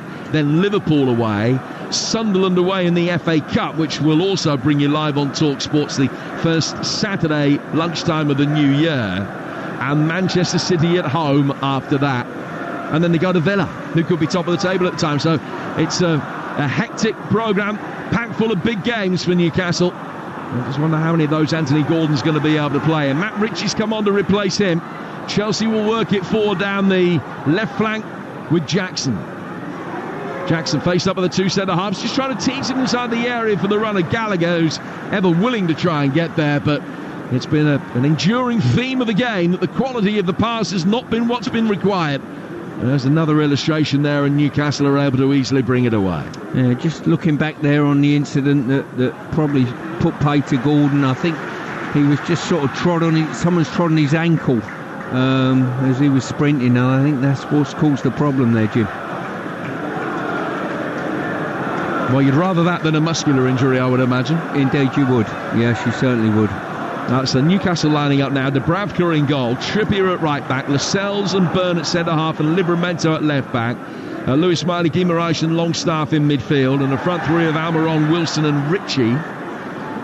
That's how they're lining up for this second half. Ritchie off the bench in each of the last 7 Premier League games. It did start the famous win against Manchester United in the League Cup. Now, Newcastle haven't conceded a goal in this competition so far this season. Beat Manchester City 1-0, Man United 3-0. They lead 1-0 at Chelsea with 53 minutes gone here on TalkSport. Jim Pravan and Stuart Pearce talking through the action from Stamford Bridge. It's an increasingly restless Stamford Bridge as well. Haven't won their last 2 games here at Chelsea. They're beating Brighton and Sheffield United, but as I mentioned earlier, they've only won 4 of the last 18 home games against top-flight opposition. If they were to lose at home to Palace in their final home game of the year, it would be a 9th home league defeat of the calendar year, which is their worst run since 1986. Gallagher in possession. And he goes in field for Moises Caicedo. Chelsea themselves have lost Enzo Fernandez in this game so far. Thiago Silva angling a long ball out towards the Chelsea left-hand side, where it's brought into play by Breuer, gets to the left-hand side of the penalty area, can't find a way through. Looking for a penalty that was never going to be given. Newcastle players converging on him. Gusto with a lovely turn. The crowd enjoyed that. He's used the ball well as well. Breuer inside the area. Shot on the turn from Jackson. And he's put it wide. Well, Brozier's done really well there, just turning the ball round the corner to Jackson, and Jackson pirouetted, he's turned almost 360 on the ball and done probably the hardest thing in the world to do, receive it and still missed the near post with a total pirouette. Well, he's the leading scorer this season, Jackson. He's got 8. Hat-trick at Spurs, of course, 5 in his last 7 Premier League games, and he also netted the winner against Brighton in the 3rd round of this competition, but still a sense that the best days are yet to come. He's got it again now. He's got options to his right, including Sterling. Saved by Dubravka, diving to his right. It's come off his body, squirts out of the right side of the area. Trippier clears it. Headed back by Silva. All of a sudden the crowd are infused by what they're seeing. Something to give them more tangible hope that they can get themselves back into this game. That wasn't the best ball in from Cole Palmer. Thiago Silva ends up with the ball at his feet. Right-footed, clip forward inside the area. Gusto's offside as he volleyed it back in. He has been able to get forward much more than Colwell did before him down the left flank. So a little bit more attacking threat from Chelsea in this second half, which is 11 minutes old. Newcastle still leading 1-0. Yeah, they definitely need that outlet on the left-hand side from Gusto. And once again, another beautiful pass there by Silva. Big, long, raking, diagonally straight ball in behind, but the run was just too early. And turning back the years, Thiago Silva. Let's go to Goodison. Everton trying to get themselves back into it. Matt Jones. Oh, it's still Everton 0, Fulham 1. They've thrown the likes of Beto and Dan Juma on the field, but they're still not getting the final ball right. Plenty of crosses, no one on the end of them. Fulham are defending deep, but are at the moment heading to the semi-final. It's Everton 0, Fulham 1. And Middlesbrough coasting in the Potteries. Ian Danter. 20 minutes to go. It is Port Vale 0, Middlesbrough 3. 2 goals in the first half, 1 in the second. Borough firmly in control, and to make matters worse for Vale, young England youth international Ollie Arblaster stretched it off midway through the second half. 20 to go. Port Vale 0, Middlesbrough 3. And this one with 35 to go. Chelsea 0, Newcastle 1. Here on Talksport, and also a very good afternoon to our listeners across the United States of America on Sirius XM FC. I hope that you're enjoying our coverage from West London tonight. Newcastle leading 1-0. Ball out of play for a goal kick, which will be taken by Petrovic away to our left. Spotting the ball down on the edge of the 6-yard box and preparing to drive it upfield. Our Carabao Cup coverage of Chelsea against Newcastle will be followed by your chance to react to everything that has happened tonight. Adam Cattrall and Carlton Cole taking your calls on the sports bar from 10 o'clock. 03717 223344, the number. You can have your say on national radio. As things stand right now, it'll be Chelsea being eliminated, making a better fist of it in the second half, though, with Palmer in possession and playing it through the centre circle for Gallagher. Gallagher driving towards the edge of the box, couldn't find Jackson when he should have made a much better fist of it, and Dubravka's able to come out and gratefully gather and get Newcastle going again. Yeah, the Chelsea attack all come from a pass for Livramento, and Thiago Silva's gone to the ground, and Livramento's dangled a leg. And now Gallagher's judged to have fouled Guy Moraes when most of the crowd thought he didn't. And it's a free kick that Newcastle will take 15 outside their own box. Yeah, we're just saying Livramento there dangling a leg. He really should go in a touch more full-blooded than that. Puts himself out the game. And from that moment on, Chelsea sniffed the opportunity of a counter-attack. A second goal for Blackpool in their FA Cup tie. They're looking good. Seeing off Forest Green tonight to earn a tie at Forest in round 3. Blackpool 2, Forest Green 0. And it's the defender Jordan Lawrence-Gabriel that has scored the second goal for the Tangerines. Newcastle would love a second goal here just to give themselves a little bit of insurance. On the ground, well, as we mentioned earlier, they got an abject record.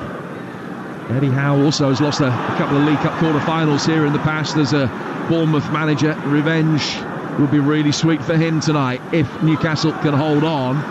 Dubravka coming outside the penalty area, volleys a ball out towards Livramento, who can continue his run, then play it into the feet of Wilson. One back by Caicedo inside the centre circle. Gallagher to his left for Malo Gusto. And Gusto taking it out towards the left-hand touchline as the hour mark comes up. Callum Wilson's goal in the 16th minute. We're in the 60th with that's still the most important moment of the night so far. Gallagher forward towards Sterling. Knocked away by Lascelles, who just limped away from that for a moment, but he's all right. He's able to continue. Sterling has it again now. He's 10 yards inside the Newcastle half as he goes back for Badia Shield. Thiago Silva down towards Cole Palmer. Palmer coming in off the right flank. Back to Thiago Silva again. You're effusive in your praise of Palmer earlier, Stuart, before the game starts. He's not had one of his best nights in the blue shirt as yet. A lot of that due to the fact that Chelsea haven't really been able to get him into the game, as Petrovic just had a few nerves jangling for a moment as he played it forward towards Caicedo on the edge of his own penalty area. He was fouled, and Chelsea get a free kick, and they've taken it quickly. I'll get your views on Palmer in a moment, because Chelsea are on the front foot now with Sterling. Sterling dropping his shoulder, getting past the second challenge. Breuer, right-hand side of the box, back for Cole Palmer. Palmer rolling his studs over the top of the ball to get it away from the backtracking Livramento. Gallagher's got it now, out towards the right flank for Axel Disasi. Gallagher with time to control it. Rolls it forward, Disasi takes a touch, flashes it across the 6-yard box. But Dubravka's handling is good, can collapse onto the ball and make sure it doesn't spill out of his grasp at the feet of Palmer. Yeah, just going back to Palmer, as I say, he's not been fed with the ball. He's not had a decent build-up to get the ball into him as much as he would like in this game, that is for sure. But you're right in what you're saying. He's not had a great deal of impact. But then again, there's very few Chelsea players in a game where they've had the ascendancy of possession that have really caught the eye and thought, yeah, he's done really well tonight. You know, Gallagher probably with just his energy has done that. 28 to go. Newcastle United have only reached 2 League Cup semi-finals in 48 years. One of those back just before the long hot summer of 1976, the other last season. Are they going to be able to make it? League Cup semi-finals in back-to-back years. Chelsea will have something to say about it, although Breuer's caught offside here. And it's a free kick to Newcastle on the edge of the box. That gives us an opportunity to get news of another wicket in the cricket. Andrew McKenna. 246 for 3 are England with 9 balls of the innings to go. Phil Salt, the man dismissed for 119 from just 57 balls. That is England's highest individual score, and it's also their highest total with 9 balls to go. 246 for 3. A very impressive England performance, and of course you're never quite sure until both sides have had a bat, but that looks as though it has the potential to be an unassailable target there. And the cricket continues live over on Talksport 2. As Macca said, it is England's highest ever T20 score. Sterling for Chelsea. Play forward towards Jackson. Jackson trying to roll Lascelles. Backheel flick. Breuer couldn't take over. Guimaraes did really well. Read the situation. Tracked back. Got him behind his centre halves. And was able to play his way out from the back to clear. Then Ritchie's lost possession, but only for a moment. Guimaraes has it again. Taking control for Newcastle in the heart of the midfield. It's gone the wrong way for a moment. And ultimately, he thought he'd won a throw. Assistant referee Darren Cann, one of the very best there is, thought otherwise and has given it Chelsea's way. 10 yards from the corner flag as they attack down the right. Throw taken by Disasi, back for Thiago Silva. Silva with a wonderful range of passing that we've seen exhibited on 2 or 3 occasions tonight. He's playing it safer here for Palmer. Palmer is dropping that a little bit deeper into the feet of Jackson. Jackson to Gallagher. Gallagher winning it back after it looked as though the ball was going to squirm away. Caicedo now down towards the Chelsea right. Palmer angling inside the box. And it's Lascelles who's there to dig it clear with a left-footed half volley. Only as far as Caicedo. Sterling near the corner of the penalty area as he takes over. Back he goes for Malo Gusto. Gusto dropping the shoulder. Doesn't get a cross in. Might be able to now. Right-footed ball delivered. Gallagher going up for it. It's come off him rather than being headed by him. Palmer trying to control it on the edge of the box. And Guimaraes is there to hammer it clear towards halfway, but it's been better from Chelsea. It has, and I've got a feeling, Jim, that this game ain't going to finish 1-0. There'll be an equaliser in it, or alternatively Newcastle will get the second to put the game to bed, but I can't see it staying as is. Badiashile inside the centre circle. Now venturing forward down towards the right-hand side. Disasi's got it. But Disasi getting it away from Miley. Newcastle still very regimented and disciplined behind the ball. Out he goes to the left-hand side for Thiago Silva. He's played it down towards the left flank for Malo Gusto. News of an Everton equaliser in a moment as Chelsea look for one of their own. Sterling to Badiashile, to Disasi. Disasi near the corner of the penalty area. Square ball from him to Gallagher. And still Newcastle preventing Chelsea being able to play the ball inside their box. And they work it back towards halfway, so let's get news of that goal from Matt Jones. We could be heading to penalties here. It's Everton 1, Fulham 1. Beto is the man who's got it. Danjuma flashes across into the box. It deflects back to Idris again near the penalty spot. His shot is deflected. It loops up for Beto, and he heads home. Everton 1, Fulham 1. Beto, who made his Everton debut in this competition at Doncaster back in round 2. And he scored his 3rd goal for the club. Everton 1, Fulham 1. He scored that night in South Yorkshire as well. And Everton looking for a 5th straight win. They've lost 2 quarter-finals in the last 4 years, but that one looks as though it's going to be heading for penalties. No extra time in these ties. It'll be straight to penalties. They're 7 minutes away from a shootout there. A little bit of action on the Chelsea bench, where we're going to see some introductions very shortly. Meanwhile, with 66 gone, as we approach the midway stage of this second half, it's still 1-0 to Newcastle United. Yeah, it is, and Newcastle camped in their own half really at the moment, and Chelsea are just plenty of the ball, just waiting to find that pass to open things up, and at the moment it's not forthcoming. Palmer playing it forward. Gallagher snatched at that and drove it well wide across the face of goal, and had a play for a goal kick that'll be taken by Martin Dubravka away to our right. When you bear in mind the injuries that Newcastle have suffered, they've done very well to hang in there over the course of the last few weeks, haven't they? Well, they certainly have. As I say, they've set their standards so high as a football club over this last year or a couple of years. The players that have come in, they've got a decent squad of players, but certainly when you suffer that many injuries to key players, it is tough. Sterling back inside his own half, and then they're getting the ball back again. Caicedo on the stretch, goes back for Badiashile. Scored against Blackburn in the 4th round, has played a major part in the goal tonight. And Marvin Ekpiteta has got a 3rd as Blackpool lead Forest Green 3-0, and with 5 minutes to go there, going through, and they'll be in the 3rd round of the FA Cup away at Nottingham Forest in early January. Cole Palmer out towards the touchline for Disasi. Now Thiago Silva bringing it forward. Silva, who's 3 months past his 39th birthday. Appetite for the game undimmed. Sterling trying to find Broya. It was Livramento who was able to cut it out. Good 1-2 between him and Miley, and Livramento will take it on. Silva comes across, stops him getting too far. There goes out of play for a throw that'll be taken on the Newcastle United left, and they can make a change, and here he is. They've waited a long time for this moment, but Christopher Nkunku can finally make his Chelsea debut. The £52 million signing from Leipzig. He's been out of the game for 6 months because of a knee problem.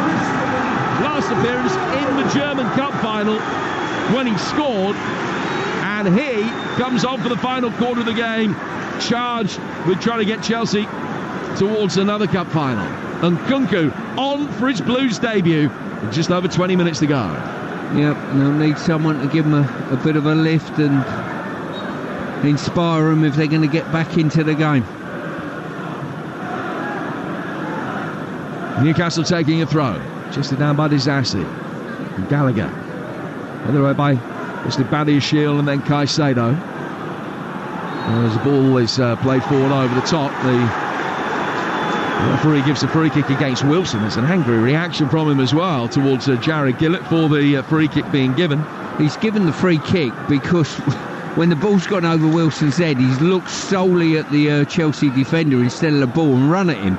Now, I'm not sure aggressive staring is a free kick. Good job it wasn't in your day. There's Palmer, played forward. And it's knocked away. Not with my Ben Turpin cross eyes, you're right. Now there's a cultural reference for the kids, isn't it? Ben Turpin. Look it up, boys and girls. It was an inverse Marty Feldman. There's another for you. The ball played over towards Gusto, and out of play for a throw to be taken on the Newcastle United right.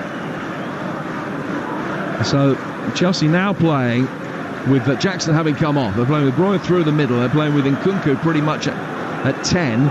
Palmer and Sterling supplying the width either side. Ball out of play for a throw, which will be taken on the Newcastle United right. They lead 1-0 with 20 minutes to go. The England innings is over in the West Indies live on Talksport 2. Andrew McKenna can tell us exactly how high they got. The small matter of 267 for 3, 19 fours, 19 sixes. Phil Salt with 119, Joss Butler 55, Liam Livingston 54 not out from just 21 balls faced. If England lose this one, fill in the rest yourself. Macca, thank you very much indeed. It is going to be live on Talksport 2, the West Indies response. Sterling's just picked up a yellow card for diving.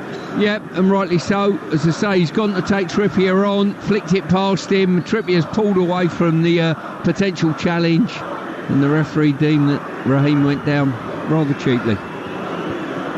So Sterling in the book. It's his fifth yellow card of the season in all competitions.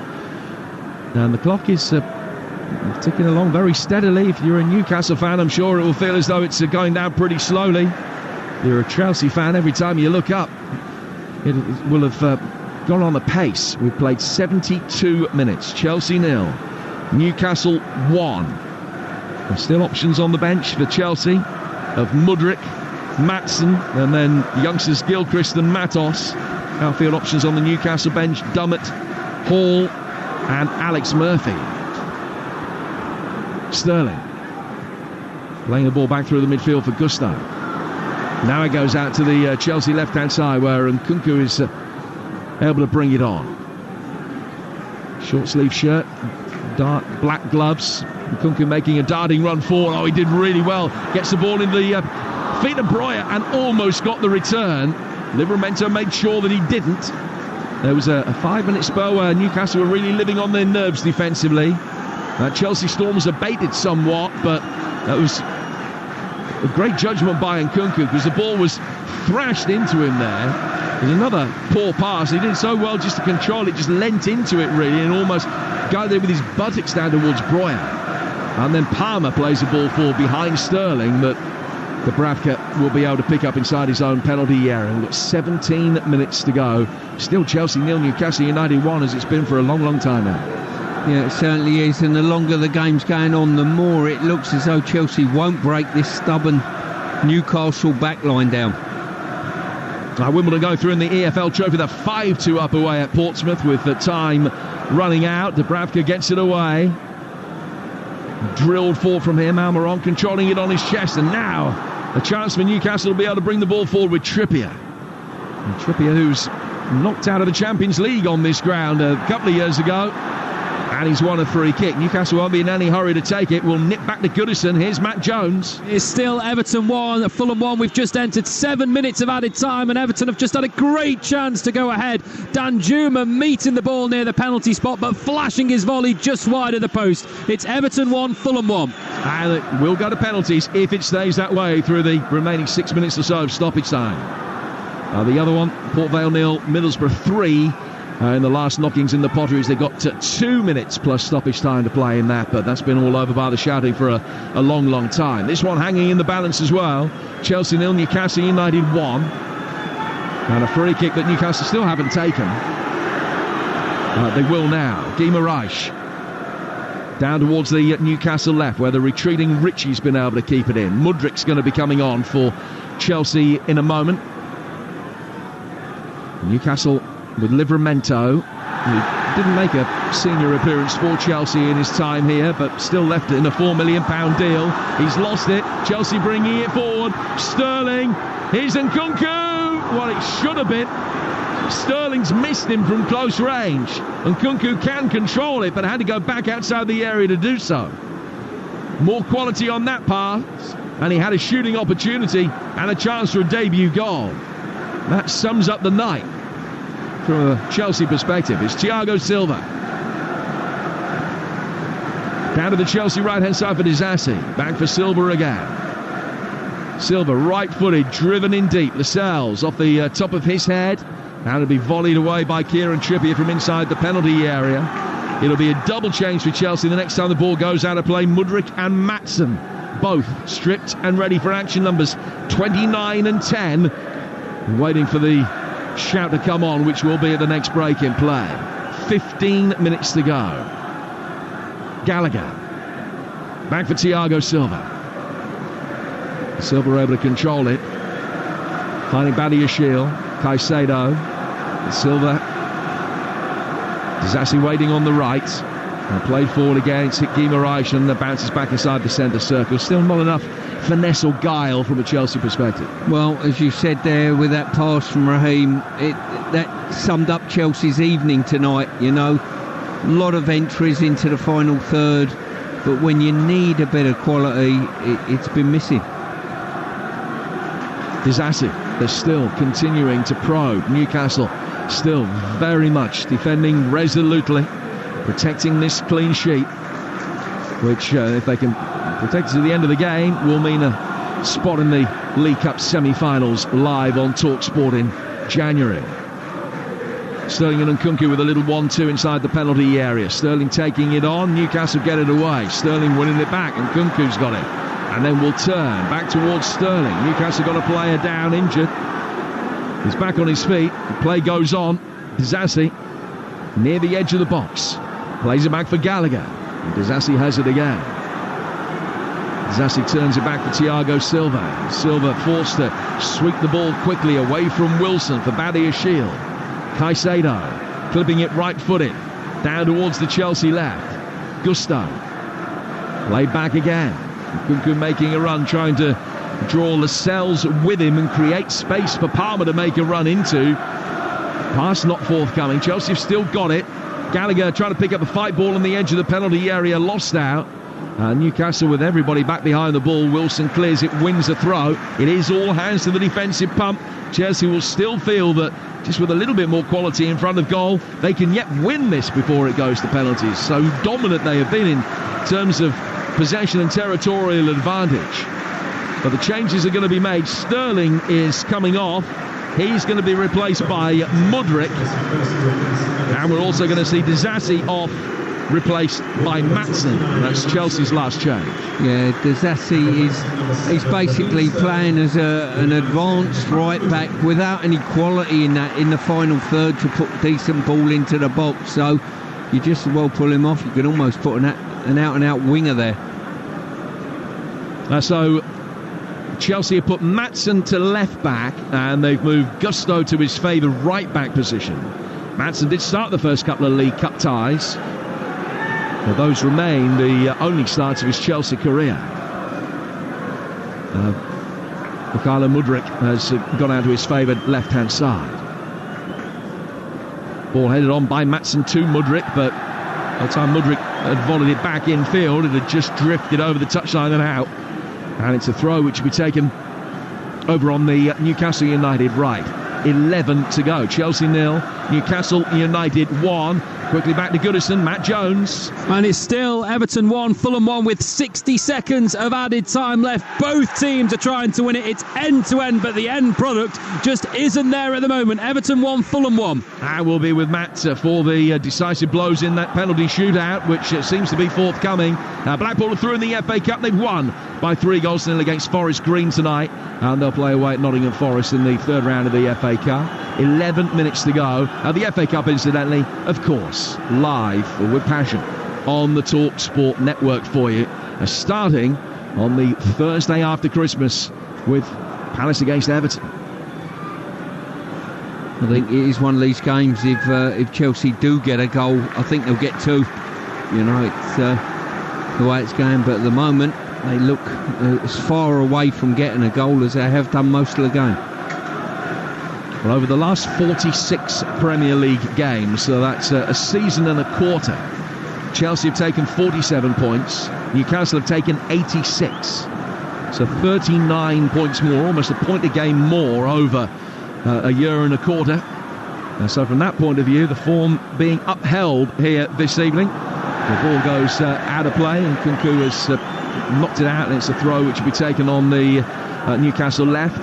It has gone to penalties at Goodison Park. Everton 1, Fulham 1. A Michael Keane own goal, cancelled out by Beto. 1-1. Fulham's first ever League Cup semi-final will be theirs if they can win the shootout. And that shootout will start very shortly. And remember that the T20 International continues live on Talksport 2 with England setting a target of 268 to win in Tarouba. Newcastle with the throw. They lead 1-0. 9 minutes to go here on Talksport. Livramento with the throw, which is headed by Gallagher, but straight to Bruno Guimaraes. His touch not the best. Mudryk seized upon it. Newcastle win it back with Miley. Miley sends the ball out towards the far touchline. Matson's going to get there first. And the Dutchman will turn it through the midfield for Caicedo, and back it will come now for Thiago Silva. Thiago Silva bringing it towards halfway. Into Palmer. Palmer on halfway. Badia Shield controlling it. Newcastle still just keeping a watchful eye in this 4-5-1 formation in which they're set up now. Just making sure that Chelsea can't find the potent pass to penetrate them. Gusto coming in off the right flank, goes back for Gallagher. Gallagher back to him on the Chelsea right. First time ball inside the area, a little step over, and Newcastle whack it away. Full-time whistle has gone. In Burslem, Ian Danter. Port Vale 0, Middlesbrough 3, so the Championship side through to the semi-finals as we approach the 20th anniversary of them winning the thing. Goals in the first half from Howson and Rogers, his fourth of the competition, and Crooks early in the second half settled matters. The only blip for Borough, an injury to Rogers late on that looked pretty serious. Full-time, Port Vale 0, Middlesbrough 3. Dance, many thanks indeed. So Middlesbrough through to the draw. That's all we know so far. Newcastle heading through as things stand. Everton against Fulham gone to penalties. Palmer giving it away, but Chelsea win the seconds with Maatsen. 8 to go. Maybe 5 to be added, so 13 minutes or so of football. Gusto with a deflected ball inside the penalty area, and then a looping header from Nkunku is very easily claimed by Dubravka. Yeah, I suppose we shouldn't be surprised that Chelsea are struggling to break a Newcastle team down that are defending pretty stoutly and pretty deep when you consider in the game against Tottenham stood on the halfway line and they struggled to break them down. And this is a Newcastle side who haven't won any of their last 5 away games. No Premier League sides got more home points, only 2 have fewer away from home in the Premier League than the Geordies, but away from home in cup competitions this season they have been pretty tidy, and this will be an excellent result for them if they can hold on here. 1-0 they lead with 7 minutes to go. Livramento taking the throw. Wilson, the goal scorer, chesting it down, trying to turn. A few Newcastle players understandably looking tired. If you think to some of the recent performances, particularly the one at Everton where they conceded 3 goals in the last 11 minutes or so of that game, when they were down to the bare bones because of injuries and were struggling for fitness. It just seemed to tell late on, but at the moment hanging on in there relatively comfortably. I think why they've got something to hang on to. There's plenty of energy in the tank. It's if the ball hits the back of your net, it punctures your lung, it punctures your energy systems and everything. Still Chelsea in possession, which is in and around the high 70s right now. Gusto off the right flank. Breuer taking it on. Gusto's going to be able to deliver, and Nkunku is in there waiting for it. Newcastle sweep it away. This is only Chelsea's second corner of the second half. Yeah, as I say, they've had plenty of pressure, they've had plenty of territory, but they've certainly not had too many corners, and it looks as though if Chelsea are going to get something, it'll be a deflection or an error from a Newcastle defender, and they don't look as though they're going to do either at the moment. Corner fired in, left-footed, headed away by Lascelles, and Gallagher will bring it under control. He's found Mudryk, wearing 10 here for Chelsea. Left-footed ball swept in, that's far too hot. And Dubravka ducks underneath it, so it goes out of play, and a Chelsea fan at the Matthew Harding stand picked up the ball, and let's say he returned it to Dubravka as quickly as he possibly could, with as much ferocity as he possibly could. Dubravka just caught it and walked away. It has finished Portsmouth 2, Wimbledon 5 in the EFL trophy. Big win for Wimbledon. They host Oxford in the next round, and the first wicket has gone down in the West Indies response in Trinidad. Here's Andrew McKenna. From the very first ball, Jim, it was a wide, short ball from Moeen Ali that Brandon Kings under-edged and managed to get it down to Reece Topley at short third man. West Indies 0 for 1 after one ball, trying to make 268. Yeah, not the best possible start when you're chasing an enormous total. That penalty shootout underway at Goodison. Beto scored his for Everton. It's the only penalty that's been taken so far. We'll keep you up to date. 1-0 in this one to Newcastle with 4 minutes to go. Chelsea with Caicedo. Can't afford to lose possession there, but the referee's whistle has come to his aid. Guimaraes did push him, and then Wilson has thrown himself theatrically to the floor. Has he been booked for that by Jarrod Gillett? He has, yes. Rightly so. As I say, he's keeping the ball away from Caicedo, trying to waste a bit of time.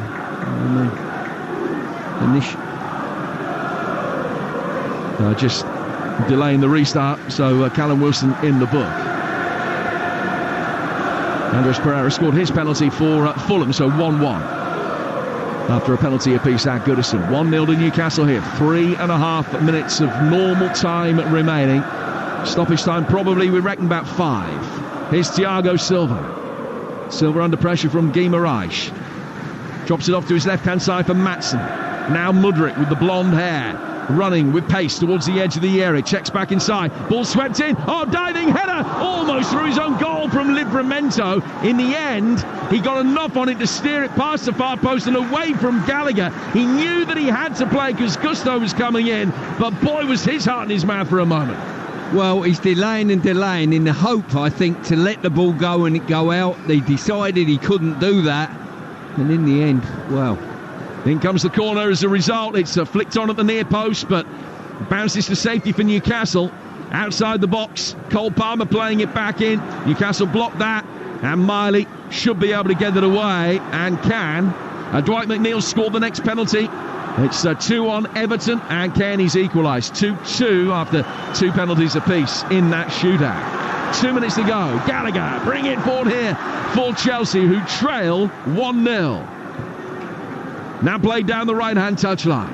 Breuer is the script written for Christopher Nkunku here. He's got the ball at his feet, turning on the edge of the penalty area. 3 in black and white around him. Gallagher popped off to his left. He gets it back again, Conor Gallagher. Now it comes down towards Malo Gusto. Gusto not in a position to be able to deliver across. Livramento and Miley shuffling across. Miley looks shattered, but still giving everything for the cause. Maatsen played out towards Mudryk. Mudryk, he can't deliver across. It was well knocked away from him. Newcastle try and get it away. Wilson's the only out ball. They couldn't quite find him because he had 2 Chelsea defenders around him, so the Blues very quickly had possession back, and it's a throw that they'll take on halfway. Yeah, the longer the game goes on, the more frustrated Pochettino down in the technical area looks. Just the frustration with the final pass is killing him, I think. Pacing up and down across the edge of his technical area. Still waiting for the first miss in that shootout at Goodison Park. It's 3-3. Conor Gallagher bringing it forward towards the edge of the penalty area. And there's a push by him. No, referee says play on. Gallagher gets it back. Oh, goes down inside the area. Jarrod Gillett says no penalty.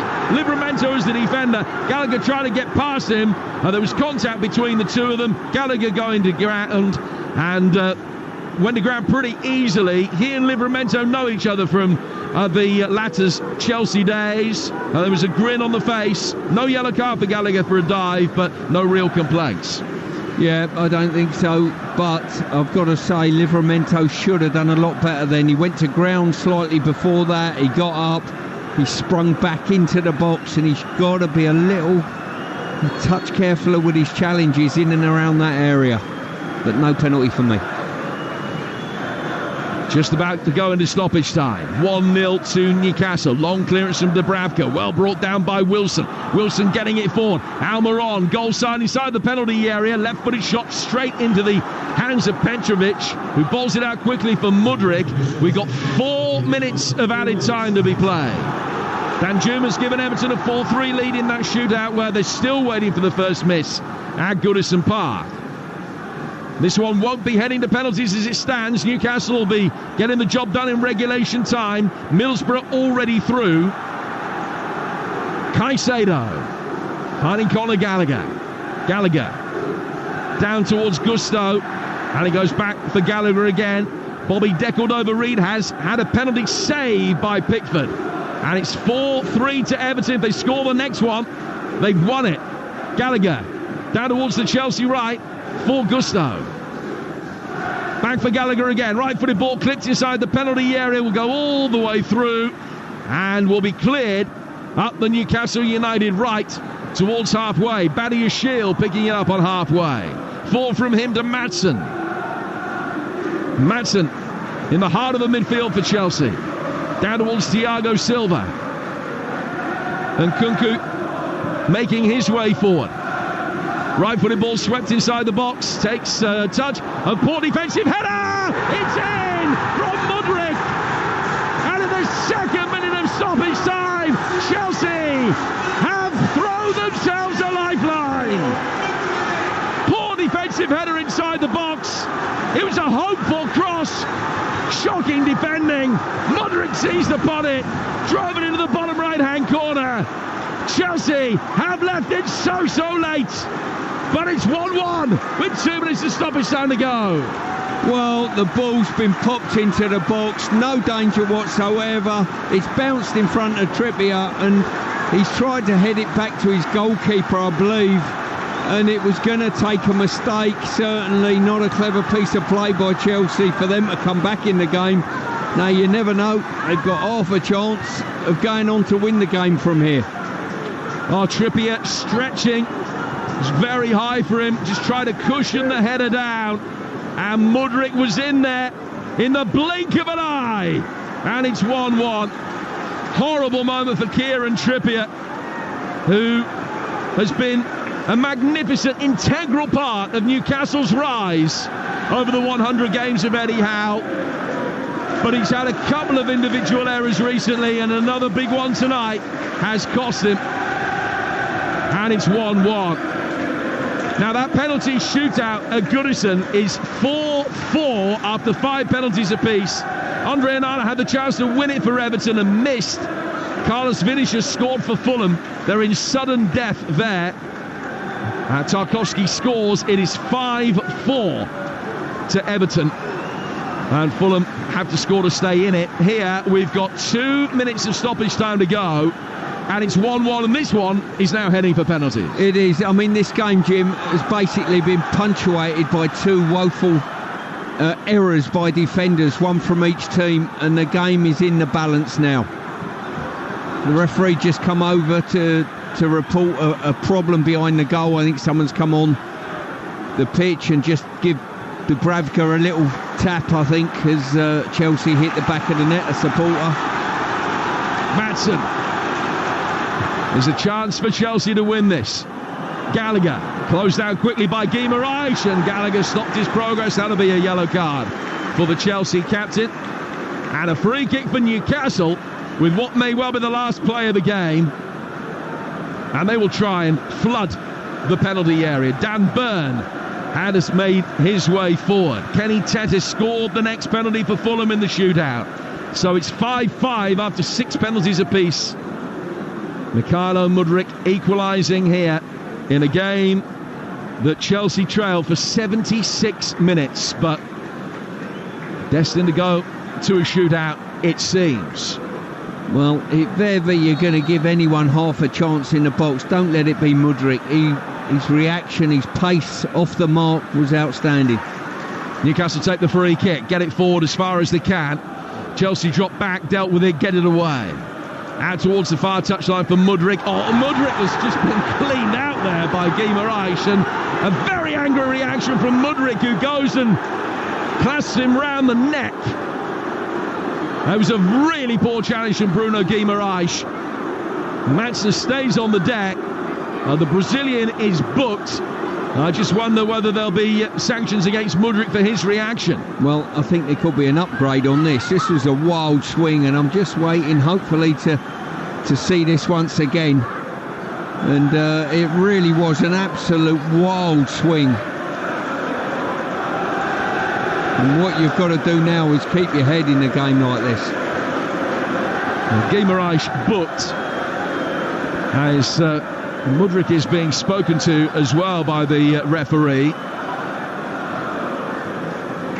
Bruno Guimaraes, had there been VAR for this game, I think they would have looked at that and would have upgraded it. I'm surprised that Jared Gillett hasn't produced a straight red for that. Yeah, it was wild, it was a swing, and it's caught him sort of round the waist.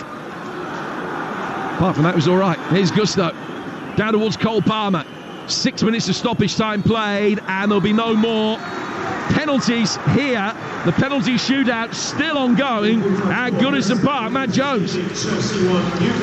Having each team taken 7 penalties. It's Adrissagay stepping up now, and he hits the post. And it's advantage Fulham. Fulham now know if they score, they're going through to the League Cup semi-finals for the first time in their history. And their players are celebrating on the halfway line. I'll run you through who has taken the penalties as we await the 8th for Fulham. Beto scored first for Everton. Pereira equalised for Fulham. McNeil, Kearney, Keane, Paulina, and then Danjuma all scored to make it 4-3 to Everton before Bobby Decordova-Reid missed. Amadou Onana then had the chance to put Everton through, and he hit a horrendous penalty. It was low, it lacked pace, it lacked direction, and Leno comfortably saved that, and that meant Carlos Vinicius could make it 4-4 after 5 each. And since then, no one has missed. Tarkowski scoring, Tet scoring, Garner scoring, Robinson scoring, until Idrissa Gana Gueye stepped up just then and hit the post, and Leno dived the right way anyway, so may well have had it covered. So it will be Tosin who has the chance now to send Fulham through to their first ever League Cup semi-final. Jordan Pickford bounces up on his line and he tucks it into the bottom corner, and the Fulham players stream forward from the halfway line. History made for them at Goodison Park as they go through to that Carabao Cup semi-final. But for Everton, that dream of reaching Wembley, that dream of ending their near 30-year wait for some silverware will go on, at least in this competition. But Fulham are through. It wasn't the best of 90 minutes. They took the lead in the 41st off them when Robertson's cross hit Keane and went in for an own goal. Everton equalised late on through Beto after Gay's deflected shot fell his way. But Fulham, you have to say, have defended superbly all evening. They haven't maybe shown the best attacking work, but their penalties have been clinical, most of them in the bottom corner. And they are heading through to that League Cup semi-final. Well, they'll be hoping that they can get a draw that favours them in terms of their opposition. But Marco Silva will be absolutely thrilled to return to Goodison and get a victory. Their fans on the far side are absolutely delighted. There's scarves being waved up in the air. The players are streaming over to them now. And they're going to be heading back to West London very, very happy this evening. Full time at Goodison. It does finish Everton 1, Fulham 1, but Fulham win the shootout. Matt, thanks very much. So those Carabao Cup quarter-finals tonight, Fulham are through on penalties. Port Vale 0, Middlesbrough 3 was a result earlier. Here at Stamford Bridge, we're awaiting the shootout. Chelsea 1, Newcastle 1. Elsewhere, FA Cup second round, Blackpool beat Forest Green 3-0. They'll be away to Nottingham Forest in round 3. Bristol Street Motors Trophy finished Pompey 2, Wimbledon 5. They're at home to Oxford in the round of 16. National League North, Banbury 1, Chorley 4, Gloucester 3, Curzon Ashton 0, and National League South, Slough 2, Hemel Hempstead 0.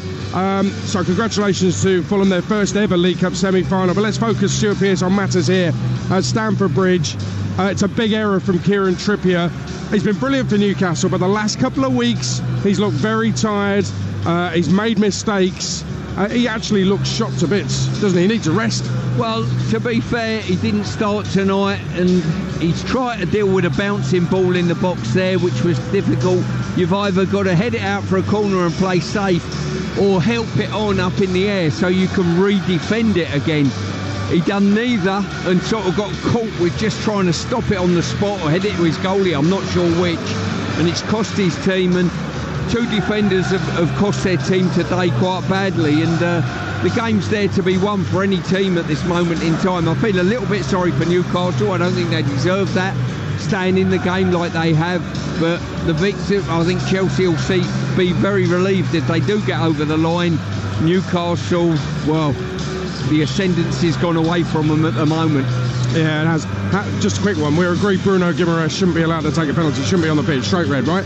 Well, I don't understand how the officials don't see that as a straight red. I want to know what they're looking at so that they think, yeah, that's a yellow. Yeah, you don't need VAR for that. You really don't. It was a wild swing, and he's caught him around the midriff. And to be honest with you, I think he'd been caught just slightly before that as well, and you could see there was intent in it.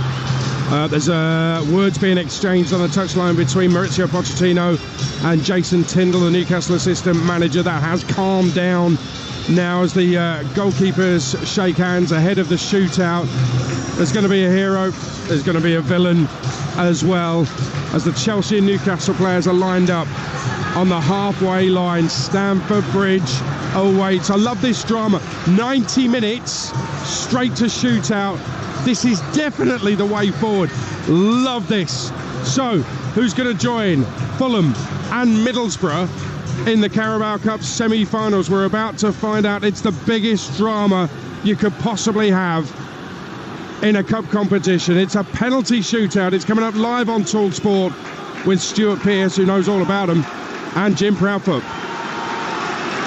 Well, Adrian, thank you. You heard the big cheer from the Newcastle support that the shootout is going to be taken at their end of the ground, the shed end. It will be Chelsea that will go first. They've lost their last two shootouts in each of the cup finals a couple of seasons ago against Liverpool, one of which went to 11 penalties each, and it was Kepa Arrizabalaga that missed, you'll remember. But Thiago Silva's the only player on the pitch that was involved in either of those. So first up, it's going to be Palmer, who's got a brilliant record from penalties for Chelsea, and he's squeezed that one into the bottom right-hand corner easily, and he turns and puts his finger to his lips in front of the Newcastle supporters.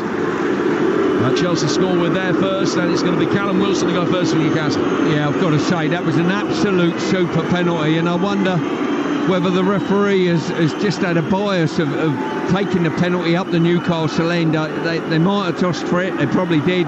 But with the crowd, with one of the supporters for Chelsea coming on the pitch at the other end, I don't know whether he was advised from security purposes to take the penalty at this end.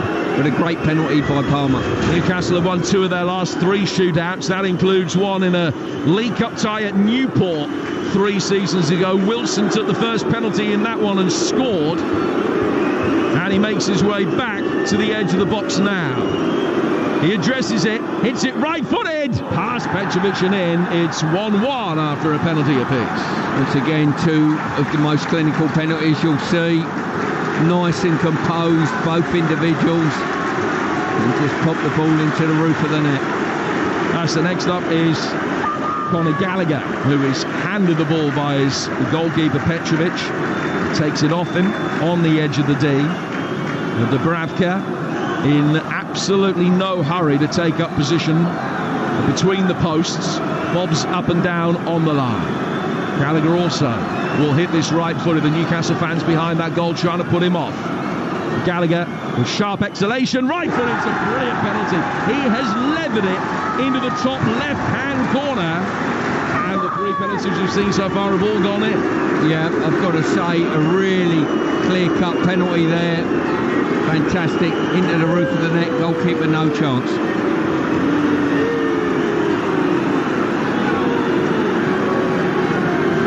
So as Kieran Trippier goes next, and he will feel as though he has got something to prove after the defensive error that brought this shootout about in the first place.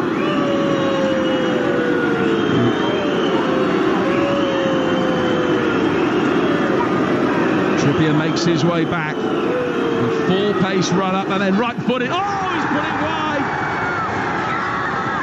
What a miserable 10 minutes he's had. Kieran Trippier got the power but drove it wide of the diving Petrovic. Misses the left-hand post, and it's advantage Chelsea. Well, I've got to say, looks as though he's missed the post by a country mile there, you know, and he's gone into the penalty shootout just having cost his team that valuable equaliser right at the end of the game. And, well, what must he be feeling now? Christopher Nkunku will take Chelsea's third. On the night on which he's made his debut for the Blues, he bends his run up outside the penalty area and right-footed finds the top left-hand corner with aplomb. That's another brilliant penalty. All three Chelsea spot kicks have been sensationally good, and they're 3-1 up. Yeah, they have. As I say, there's been 4 very, very good penalties. And Kieran Trippier's the one that's bucked the trend, I'm afraid. So Newcastle up against it. 3-1 down, this to make it 3-2. Guimaraes has spotted the ball down and stands on the edge of the box. Puffs up his shoulders. Petrovic standing motionless as a stuttering run-up, and Guimaraes sends him the wrong way. Rolls it in the bottom right-hand corner. So after 3 penalties each, it's 3-2 to Chelsea, and Mudrik's going next. Well, got a super penalty there from Guimaraes, and I think he's played very, very well tonight for his team. Aside from a bit of a blood to the head late on with a rather poor challenge, that he's fortunate to stay on the pitch. I think he's had a good game tonight. Mudryk, whose equalising goal is third for Chelsea, got this shootout and kept them in the cup. Can he keep their lead intact here in the shootout? Yes, he can. That's as calm as you like. He sent the keeper the wrong way and calmly side foots it into the bottom left-hand corner. And Chelsea are a penalty away from a League Cup semi-final. If Petrovic can save this one, Chelsea have got the job done. Is that Matt Ritchie that has made his way forward now? So this will be the first left-footed penalty that we've seen.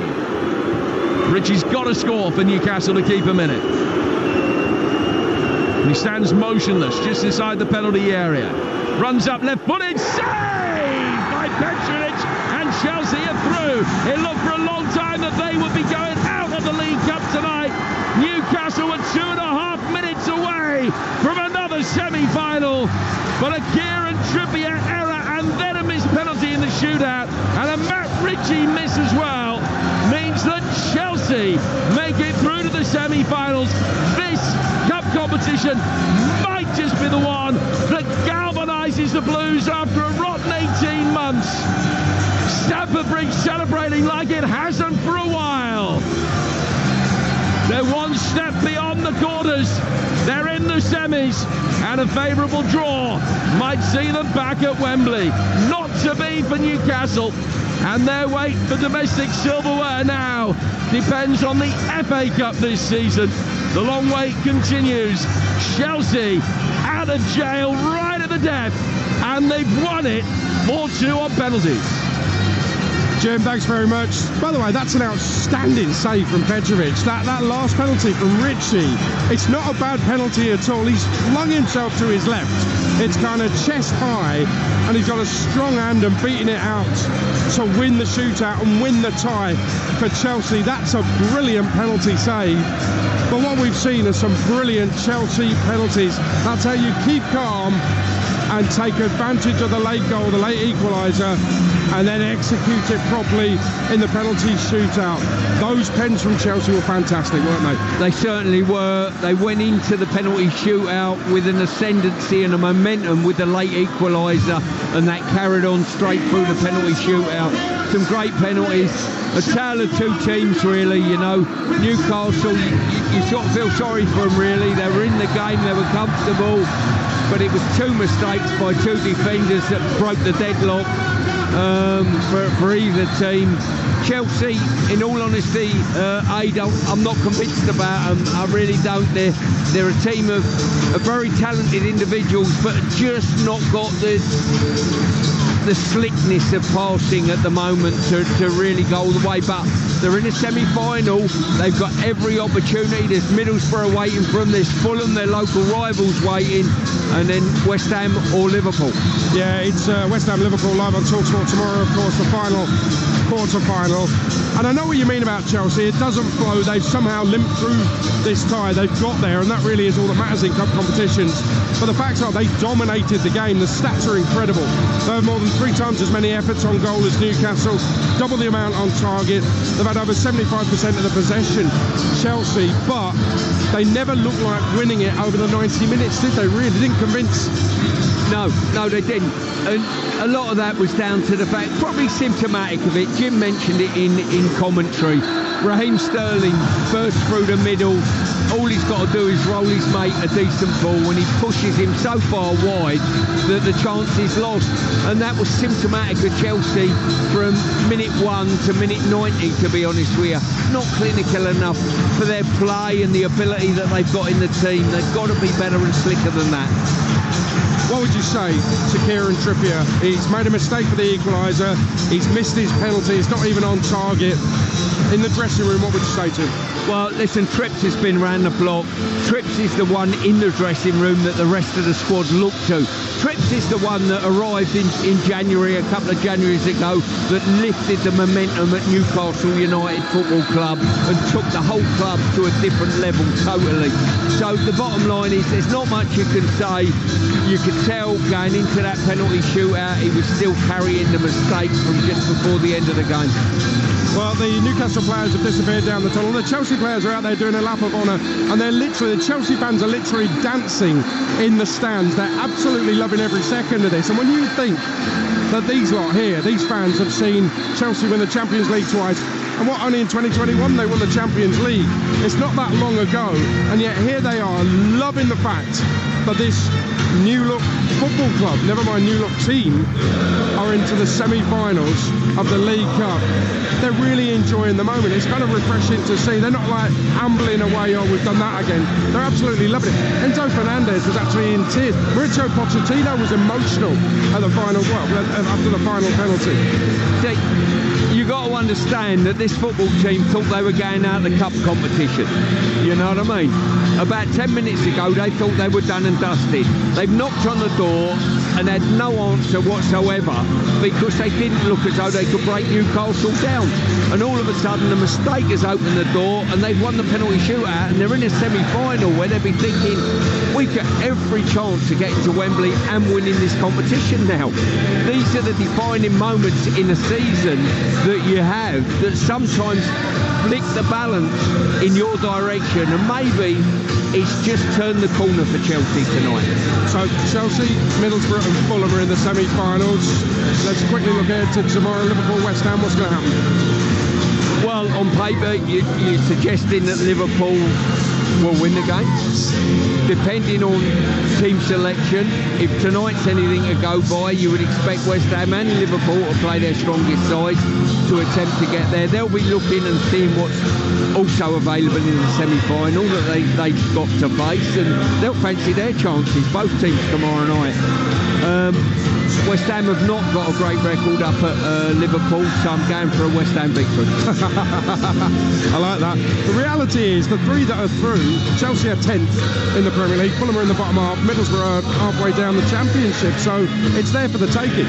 It certainly is. As I say, it's a brilliant competition. It's the first one of the season, first bit of silverware, and listen, when the draw's made, I take it it's after tomorrow's game. Whoever's in the semi will fancy their chances of going all the way. Stuart, enjoyed your company. Thank you very much. My pleasure, my friend. West Indies chasing England's massive 267 in the T20 live on Talksport 2 right now. To get Talksport 2, download the Talksport app for free. It's quick and easy to use. Swipe between the 2 stations or tell your smart speaker to play Talksport 2. The West Ham at Liverpool live on Talksport in the final quarter-final tomorrow night on Talksport. And actually the winner of that will be the highest ranked team left in this competition. Middlesbrough and Michael Carrick into the semis. They're the last of the EFL teams left. So too Fulham after a shootout win at Everton.